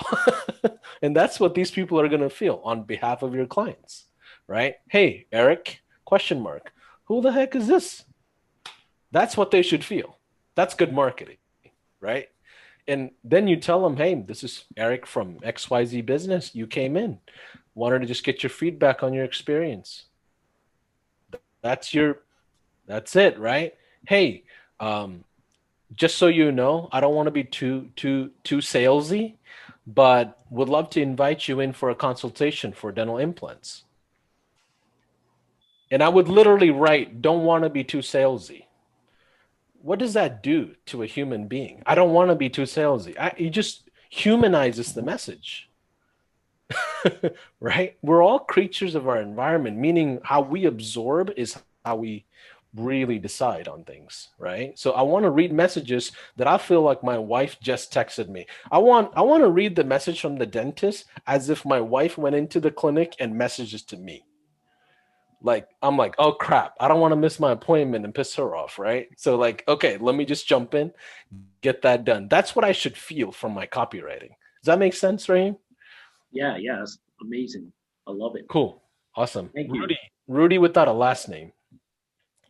Hello, this is Rudy without a last name. What's up, buddy? What's going on? I know you're not a very techie guy, but when we are trying to do a lot of emails and we use Mailgun or any other thing, like it doesn't let you just go ahead and send 10,000 emails. So for example, if one client has 10,000 clients, how do you manage? If you know, or where can I see that information or something like that? Well, for this context, for prospecting and sales, right? If a client has a database that's too big, I would take it and slice it up, and I'll say, Eric, guess what? We're just going to reactivate this so we can show you that you can trust us. Okay. That's it. I'm not making it any harder than that. I'm not worried about my domain. I'm not worried about my mailgun stuff, my Tulia stuff. Give me 500 people out of your 50,000 database, buddy. The most recent 500, give me them. That's what I want to talk to, right? So don't go in and choose something that you can bite something that you can chew, right? That's my take on it. And then remember, our systems, Mailgun, all these guys, they all have throttling, so only certain amount of messages go out anyway because of regulations and all of that. But when it comes to prospecting, once you're done with the 10K stuff, when you do prospecting at scale, I don't recommend you using high level for prospecting at all. And if you're sending less than 12 to 1,500 emails a day, if you're doing less than that, you're not really prospecting. Mm-hmm. True. That's not enough volume. You need to be at that volume to do good prospecting in a good market. That goes back to our fish and chips conversation. 10K, my guy will run that through in 4 hours. That's not enough of a database for me to build a sales department around. Mm-hmm. Right? So pick an industry that's saturated enough, that's big enough, so you have enough going for the long haul. Hopefully, Rudy, that helps. Any follow-up to that, or you're good? No, it's good. It's good. It was just a question maybe you had it, because we've been dealing with that, and Mailgun just shut you off. Yeah. Even when we're doing ongoing DBR, we only do a total of 700 to 1,000 if we're using high level. We don't go above that. So we don't do mass DBRs, right? It's just too risky, especially if you have an agency account and you have all your sub accounts in there. Oh man. Exactly. It's not friendly if one of it goes down. Hey, Paulson, real quick. Yeah, let's hold on 1 second. Oh, Robbie, go ahead. Yeah, just a follow-up to that. With the 1,200 number, are you using Joel's strategy that he had from Jeff Miller with the multiple emails?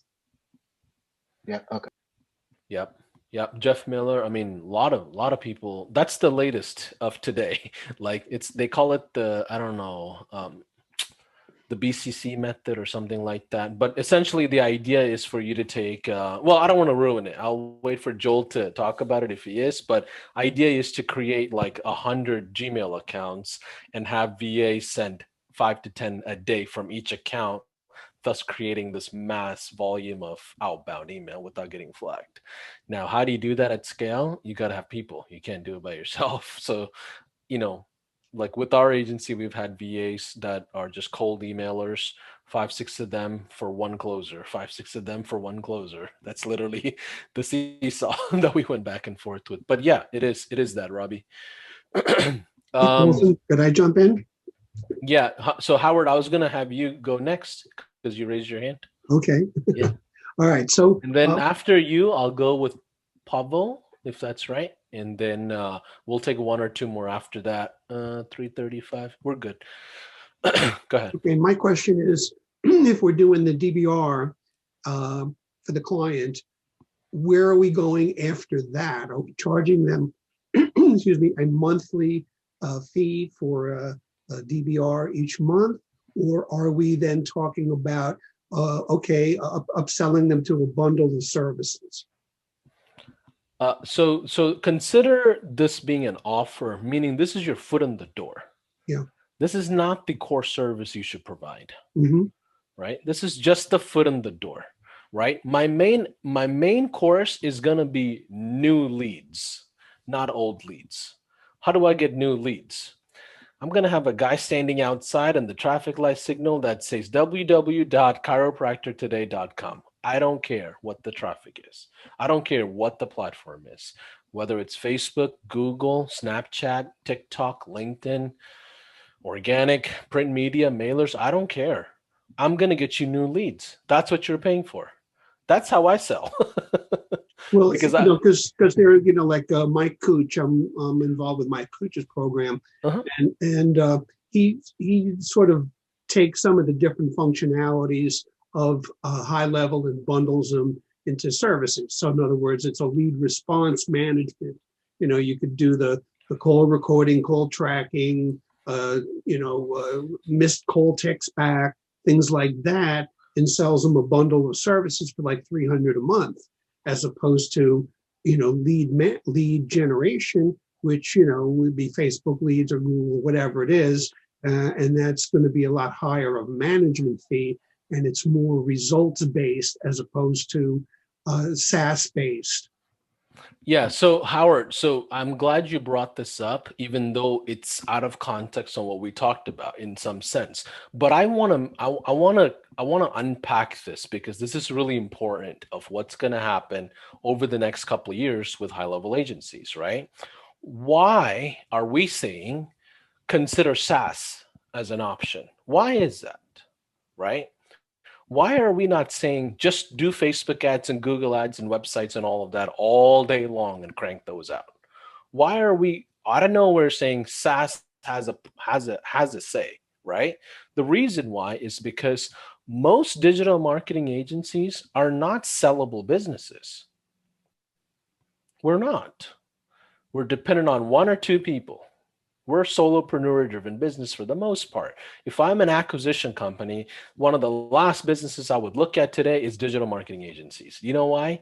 We have something called churn, right?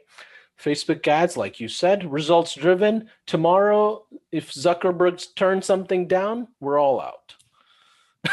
Right? There's no predictability there from a acquisitions perspective. There isn't. It's not a good, healthy business. And if you can't keep a client or a customer, it's not a real business. It's just an operation system that leaks revenue. That's what it is. And throughout that leak, you can stay profitable, make 10, 15,000, 50, 100K. Sure, nice and dandy. But tomorrow, clients are going to cancel. So when we look at a lot of the agencies, so there's a gap between the agencies. So we're seeing a lot of high-level agencies that are absolutely in the elementary level of business. And then we're seeing some mega agencies, right? So on Level Up Day, and I know this is context out of the 10K challenge, right, or the workshop. On the Level Up Day, Sean talked about, hey, there's 5-6 agencies that are powering through this thing. And when we look at them, we're seeing that they have a SaaS offer that is absolutely separated from their marketing agency offers, right? How do you play that in? So let's say, Eric, what industry are you in, buddy? Nordstrand. Howard, you talking to me or are you talking to? No, I was just picking somebody. But what industry are you in, Howard or Eric? One of y'all. Roofers. Roofers, okay. If you were to charge $2,000 to a roofer and you don't get results, you're out of that $2,000, and now you staffed up for that $2,000, right? Whether it's through outsourcing through myself with Marketplace or a freelancer, doing it yourself, it doesn't matter. You've resourced it. Now, if you lose that client, now you're in the negatives, right? So with SaaS, if you have enough people, let's say I go into a roofer and they tell me, hey, Paulson, your price is a bit too high. I'm not comfortable just yet. Oh, no problem. You want to buy my system instead? That's SaaS. Yeah, well, from what I've been hearing in the industry, the churn on basic retainer-based agency is like 30 to 90 days. Or less. Yeah, it depends, but most average is about 3.5 to 4 months, right? And we keep clients longer because we have multiple services. It's hard for them to just cancel all the services at once, right? So there's two places that I truly think all 60 of you, I really, really appreciate you staying on. This is going to give you a lot of value of what I'm about to tell you. Out of anything, get this, okay? All 60 of you, there's 2 times when you can actually sell SaaS offers. Since we're talking about offers, right? One is in the beginning. Hey, Eric, glad you're on. I understand that you're not comfortable with this investment of $2,000, but I like to just set up my system for you, and you can manage it yourself at $200 a month. All you have it. I'll show you. We'll do one Zoom call with my account manager or myself. We'll set it up for you. You can run a monthly retention campaign. Keep it all yours. Matter of fact, I'll turn on this reviews feature, and you can even monitor your reviews on top of that. Oh, by the way, there's two-way text message in there. And if you want to just set up a couple of campaigns, you can do that. That's my SaaS offer. When does that happen? In the beginning, when they tell me I'm too expensive for my marketing services, right? The second time I'm going to sell SaaS is, oh, Eric, I don't know what it is, but we just can't crack the code on your industry, man. The local city has been super tough. We tried all these offers. Your budget was kind of tight, but we made it work. I'm telling you, some of you guys are laughing because this is actual conversations that happen. But as soon as they tell me, hey, I want to go ahead and cancel at the end of the month, you know what? Not a problem. Since we did generate some sort of results, I want to just give you at least our system. Okay, our system's going to cost you $200 a month. Matter of fact, Eric, you remember those offers that we used to run? You can actually run those yourself without Facebook or Google, especially if you have a database that we have already built out for you, right? Run it yourself, $200 a month. And that's two separate port of entry and port of exit that I'm actually selling SaaS. In the beginning, I don't recommend you selling SaaS right out of the gate. If you're brand new and never done marketing, you know what the problem is of you selling SaaS is? Odds are you don't know how they operate. Odds are you don't know what offers actually work. Odds are you have to have the client give you the marketing messages. Odds are you may not be that savvy, kind of like myself when it comes to this technology stuff. Like I'm literally putting in my own support tickets to my own team next door. Like it's just not my favorite thing, right? So in the beginning, I would say get comfortable and sell your marketing services. That matters. My first 5 clients, I want to sell Facebook ads, Google ads, website. And as soon as I realize, oh, these are the offers that actually make sense, I'm going to now push my SaaS offer. You guys understand why I wanted to take 5-10 minutes and explain this? Because we're in this conversation. I know we're doing 10K challenge and workshop, but Howard, thank you for bringing that up. But you guys understand how I would sell SaaS now, right? This makes more sense, right? Because going back to our acquisition conversation, now, because I have this SaaS offer, my churn elevates. Slowly, it's slow. $100 a month. Oh man, this guy's got to pedal faster. Oh, $200. Oh, 400.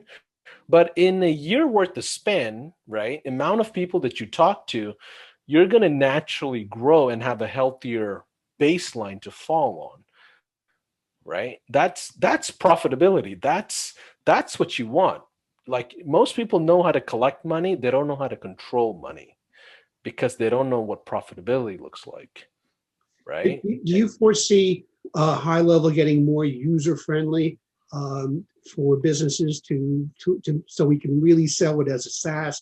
Because I get in there and and I know my way around software pretty much, but it gets kind of confusing to me. It is confusing. Workflow builder is going to make a nice difference. Yeah. So the reason why we're going to have this whole SaaS thing come out, right, in December, be patient, February, January, I don't know. I don't care. When it comes out, it's going to have a visual flow. It's going to be nice for most people to understand and go through with it, right? Then the billing component, we're going to have billing where you can actually be able to manage billing within high level for your clients, right? That alone is going to make it much easier from an agency perspective to deliver. Now, the user friendliness is going to be preference, right?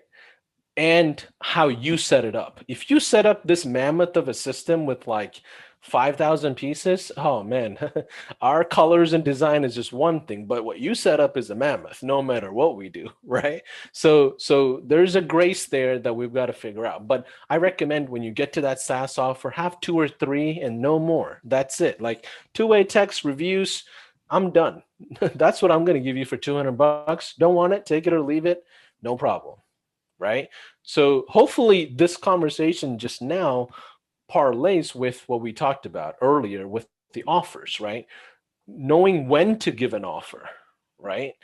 It's in the beginning and the end of when you imagine for those of you that's been doing this for 2 years at least, imagine if you kept every client that you ever came in contact with. What would your agency look like today? Ooh, I think I hit some nerves there because there's about 20, 30 client agencies sitting at 4 or 5 instead because we're feasting and famining off of services, right? And hopefully this helped, guys. Howard, any follow-up to that? Sorry, I got on a little soapbox here on SaaS, but I wanted to be very clear and help you guys understand why SaaS and when SaaS, right? Yeah, I had a quick follow-up. I'm clearer on it, and it's also a good foot in the door that you could upsell your, like you said earlier, we can build you up some leads in a database to use the database reactivation and blah blah blah. We can go there and then fold in the lead response management because I think that's a crucial part. Because if you're just doing lead gen, they always say the leads suck, where it's really their responsibility to follow up and they're shitty at it. So yeah, let me make something clear though. When you do a database reactivation as an offer to earn their trust, it's a done for you service. Right. It's not a SaaS do-it-yourself offer. Right. That's an important distinction, right? I'm going to just do it for you. Don't worry about how these notifications came about. I don't even set them up a login. Why? For what? I'm going to pound them with notifications on their phones. Ding, ding, ding, ding, ding, ding, ding. Oh man, Paulson's doing something crazy. I don't know what it is. Never seen this before. That's literally what happens. I won't even give him access to high level, right? Because I'm just doing that to earn my trust and my way through that business. But if you're selling SaaS, that's a do it yourself. Here you go, do it yourself. Yeah, I don't think that the high level's ready for that yet. Well, they are. I mean, we already have small business owners that are using it themselves. That doesn't change anything, right? But when you offer these things, I hope that helps, right? There's a timing on this, and what model you offer with. If you go in with done with you, hey Raheem, let me work with you for the next 3 months. Oh crap! Like you're gonna set yourself up for failure because you just lost 20 hours a week helping this one client, right? So be careful, do it yourself, done with you or done for you on your models. And when you offer SaaS versus database reactivations, hopefully that paints a really clear picture. Awesome. Great, thank you. Yeah, absolutely. Pavel, is it European or Indian? I can't figure this out. That's right. It's Pavel. Yeah, it's European. I'm Ukrainian. Nice. So tell me about your question, bro. Very nice. Yeah, definitely. So the first thing that I want to say is I love that. I have not thought of that, but it makes so much sense if you already set up. I'm pretty new to high level. I just signed up about a month ago. But it makes so much sense if you already have all the mechanisms and systems and the automated text and email follow-up set up. If they're going to leave, you might as well just downsell them all the stuff that you already created and keep them on board. So that's definitely awesome. I'm definitely going to start doing that. So my question is, I'm kind of new to running ads for this niche that I'm going after, and getting decent results, but I'm wondering, to give these crazy offers that we talked about today, how do you improve or maybe learn about ways to improve service delivery for clients so they stay and maybe don't claim the refund? Don't make an offer that you can't, if you're not comfortable fulfilling, don't make the offer. I won't go in and say, hey, let me get you 100 patients this month. It's a little too steep, right? So go with grace on what your actual offer is, right? Now, when it comes to fulfilling that offer, if you have doubt on fulfilling that offer, create a contingency. Here's what happens, Mr. Business Owner, if we don't actually hit this number, right?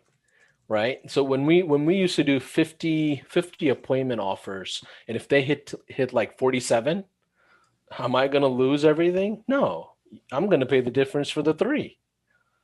You got 47 businesses. I mean, customers that you got to go through, right? So create the contingency on your offer. Now, the second part of what you were saying, results.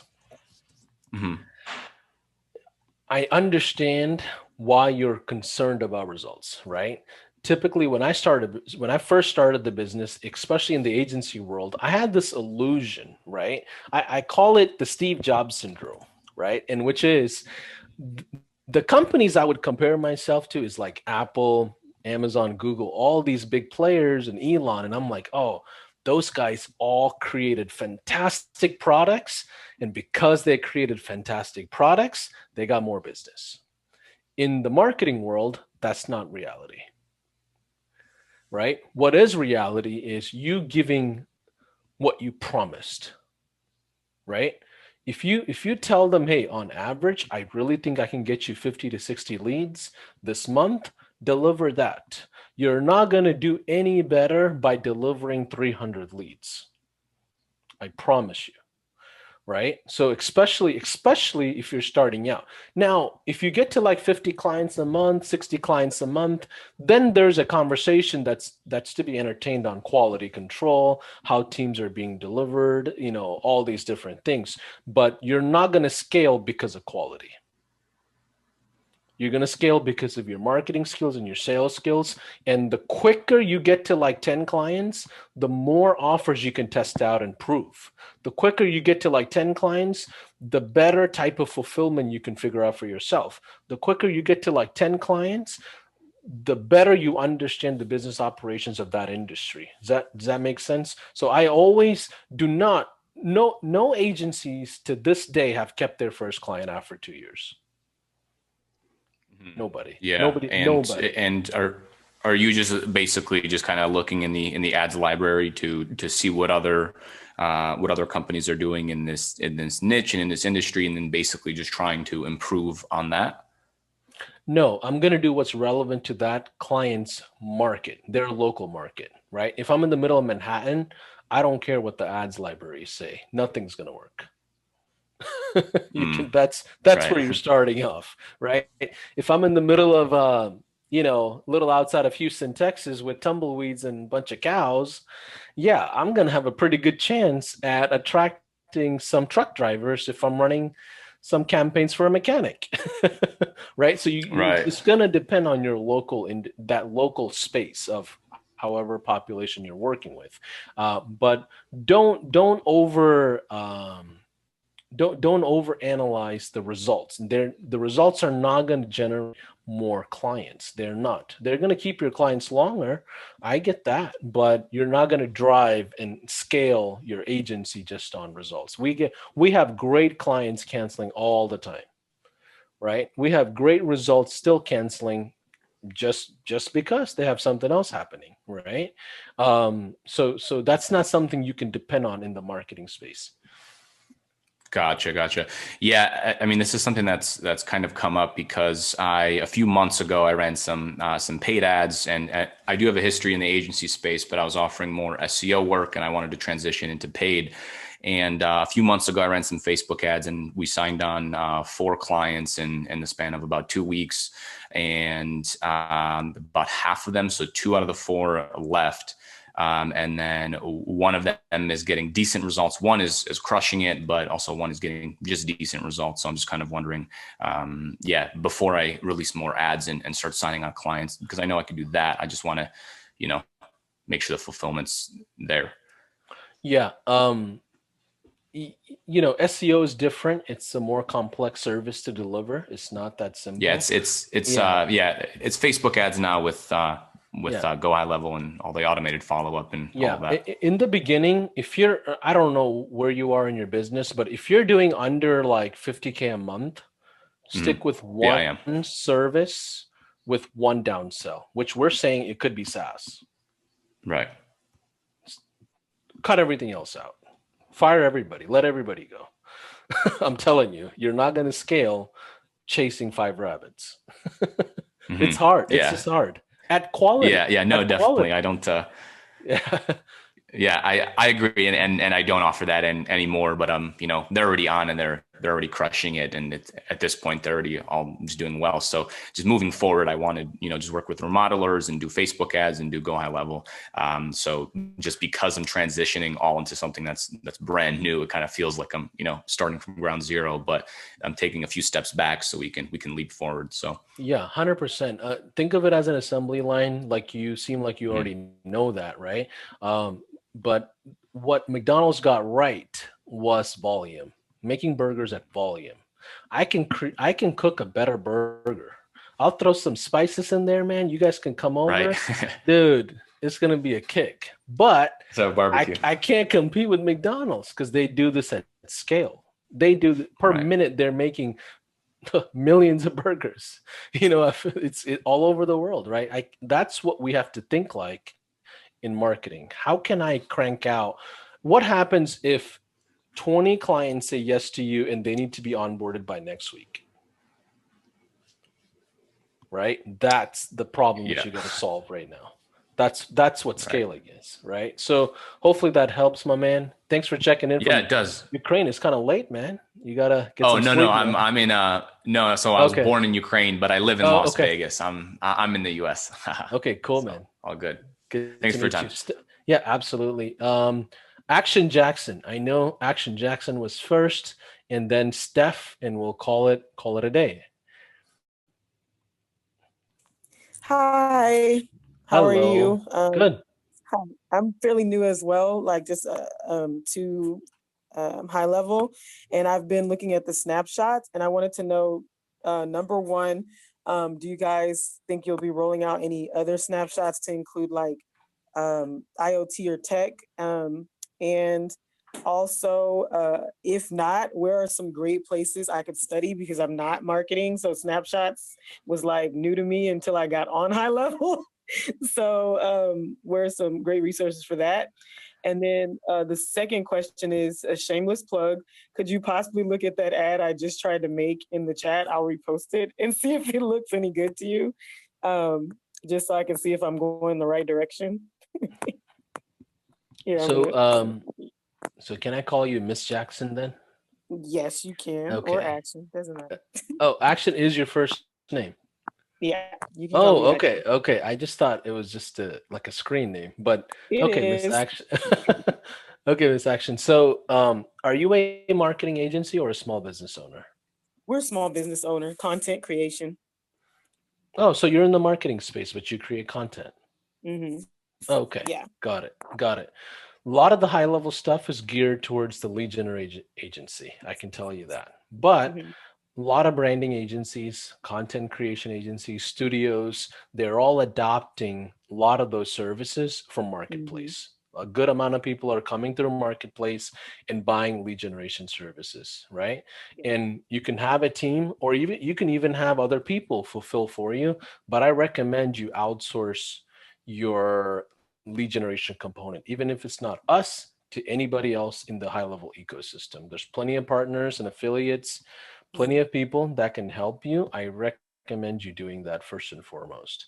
Okay, the second thing is, let me look at your ad. You said, let me see. Yeah. I just reposted it. Okay, you reposted at the very bottom. Okay, let me go to everyone. Okay, where is this ad placed? What platform? The question that's a good question, because I don't know yet, but I'm thinking either a couple of places, LinkedIn, Instagram, and either Google or something like that. But I just don't know yet for sure.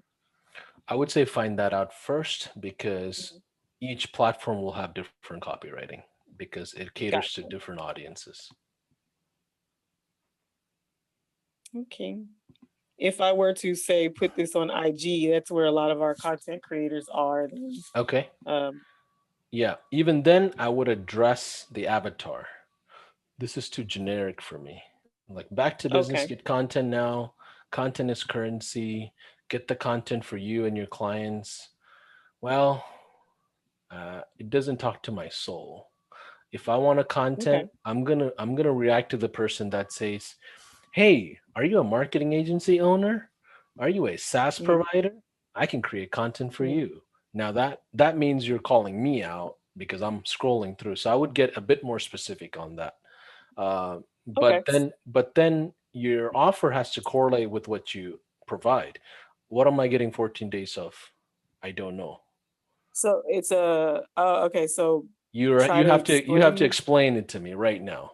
I don't know from that Okay. copy what it is that I'm getting for 14 days. Is it 14 days of service? Um, Is it 14 days worth of content that I can plan out for the next 14 days? Is it in 14 mhm. days? Is it only open for 14 days? There's a whole lot to it, but um, you know, I, Okay. there's a couple of things there, but hopefully that helps. Steph, I think yours will be the last one. So my Thank you. production team, yeah, absolutely. Hopefully my production team doesn't get pissed off about me dragging this on, but because they got to render all these videos for replay posting, right? But Steph, go ahead. Let's go with yours, and we'll call it a day after that. Yeah. I'm just kind of bringing it back to the whole offer conversation. Okay. Just I'm having trouble because basically I've been doing this for 19 years as far as like tech stuff. I'm very tech minded. I'm the nerd. I'll build your website, I'll create your email campaign, I'll do whatever you need me to do. And when it comes to the sales side, it's all very foreign language to me.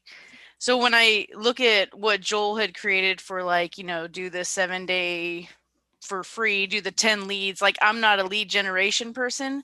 I basically, what I've done is for real estate agents, I've created the whole dang thing. I wrote the emails, I did everything. It's all exclusive by zip code.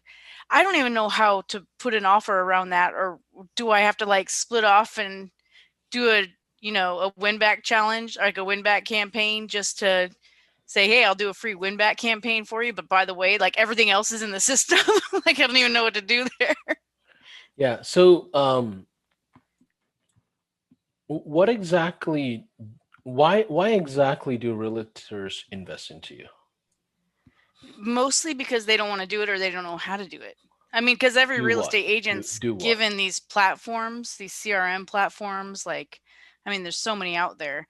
The problem is they are so busy learning how to become marketers that they can't they can't go sell real estate. I mean, that's kind of my thing is like, look, you So should so go so do what you do. Let me so do what I do. so you actually said it. So what is the result that they need and want? Are you asking me? Yeah. Yeah. I'm waiting for you to write it down. No, I'm just kidding. I'm I'm asking you. guessing for I'm me, trying I'm to. thinking time. That's kind of what I've always, because if you look at that top percent of real estate agents that's actually making the money that I want to charge them, they want their time because they're busy doing their job. So that's kind of been my angle is I can weed through the multitude of real estate agents that are going to be there for 3 months because they realize it's hard business to be in and they can't do it part-time. I'm trying to weed through those people by saying, look, if you don't have any time to, as a real estate agent, to do what you're supposed to be doing, like following up with your leads long-term, following up with your past clients, all that kind of stuff, this is where I come in. But I'm Do having a you? hard Let me time ask you this. relating Do that you? to an Do you, offer.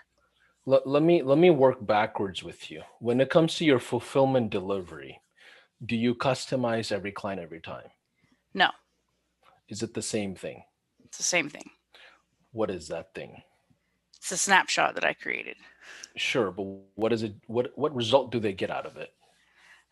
They get all the inbound landing pages, all the No. oh, What what do do you mean? the landing pages give them? Like you're telling me about transportation, not destination, Oh, destination. right? I want to know when a realtor, if they give you $2,000, what would they get out of it? Imagine me, like I'm not a technical guy. I don't know anything about systems as much. I'm Right. more of a business development mind and sales mind, if anything. So if you tell me, if you come to me, Stefan, I'm in the real estate space, you tell me, hey, Paulson, I can get you at least 2 closes next month, guaranteed with my system. I'm going to talk to you, right? Right. Oh, Paulson, guess what? You don't have to do any marketing anymore. I can create my own system for you where you don't ever have to worry about marketing ever again. Yeah. Right? How does that happen? Well, I can get you about 40, 50 leads, right? Now, I get what you're saying. You're not a lead generation agency. That's not what you're excited about. I get that, Right. right? And then if that's the case, if you want to take on strictly the time angle, hey, I only work with 8-figure realtors and I help them save 40 hours a week. Imagine that being the offer. I mean, Right. imagine that offer, right? Imagine if I read that and I'm really an 8-figure realtor and I need to save 40 hours a week while everybody else is only doing 40 hours a week. I mean, if that resonates with your crowd and you're really accurate about you knowing your crowd and your audience, that offer works, Right. right? Right? But we can sit here conceptualize all these things, but you got to run ads. Right. Just You got to test them. launch ads by Yeah. so our homework on Friday is you launching ads, right? We're going to be launching ads. This is a workshop. This is not a challenge. This is not a random theoretical class. We're going to do this together, right? And I know this because I entered a new industry with ads and with no results, and it worked, right? I've tested out everything Joel has taught before I say yes to him coming in, just to be respectful to everybody's time, right? So I would say figure out your offer in the sense of what does that generate as a result to your client. No, that's perfect because I wasn't even thinking that way. I was thinking of what kind of newbie thing do I have to do? Like I was thinking in newbie terms when I should have been thinking, You're okay, not a in the newbie. grand You're scheme of thing, I'm saving them time, like so much time. right, And I'm right, super right. passionate about that. So I could sell that all day long because that's what I'm passionate about. Right. In sales, where people go wrong is the client has like their current situation, all this problem, all this dilemma. They got marketing, financing, they've got their wives yelling at them, they've got their kids yelling at them, they've got, employees wanting to quit. I mean, all kinds of stuff happens in a business, right? And then you got this marketing vendor like ourselves coming in out of nowhere, $1,500, $1,500. And they're like, okay, let's do it. What happened to my $1,500 is the next question, right? So the current situation is one thing. In your sales pitches, in your sales language, in your marketing, you need to talk in context to their desired situation, right? If we're talking about cars, right, where my starting point to my destination, right? Anytime I talk to a marketer, hey man, thanks for jumping on the call. What do you do? They talk about the car. Nobody talks to me about the destination they take their clients. Nobody. Right. Not a single person. They tell me, oh, I do Facebook ads, man. I do SEO. Rah, rah, rah. Cool. Me too. Now what are we going to talk about? Right. Right? But if somebody comes in a conversation and say, hey, I work with realtors and I help them close at least 2 deals a month. That's my bare minimum of my results. Boom. That's nerve-wracking. That's good marketing, right? Yeah. That's now See, is that's that almost a little too uncomfortable for me, but this is where this place is taking me. So. one close a month. I mean, they'd seriously have to pre-qualify for that offer. Of course they do. Yeah. Of course they do. Of course they do. Yeah. That's why that's the differentiation between you and another marketer, right? Of course they do, right? And that's what it's about. Remember, me and Joel, we're not telling you, hey, here's the fish. Go bake it, fish it, do whatever you got to do. We're not saying that. We're showing you how to fish.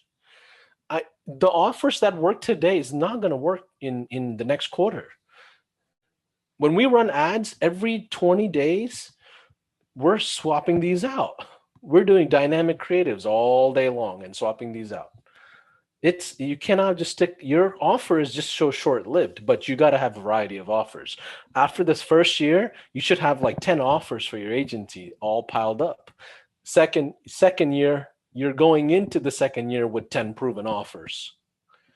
That's a heck of a ammo going on the offense if you're playing, if you're playing the cards right. So hopefully that helps, Steph. I think. Yeah, for sure. Thank you. Okay, awesome. It's just thinking a bit more macro on what the clients want. That's really what it is. But hopefully today, guys, it was helpful. We went quite long on the Q&A, but it was good because Howard brought up a point on the when SaaS actually fits in the offer equation. So I'm glad we were able to kind of unpack that. The replays will be up in case if you joined late in the YouTube channel. But I'm gonna go grab lunch, guys. Have a good one.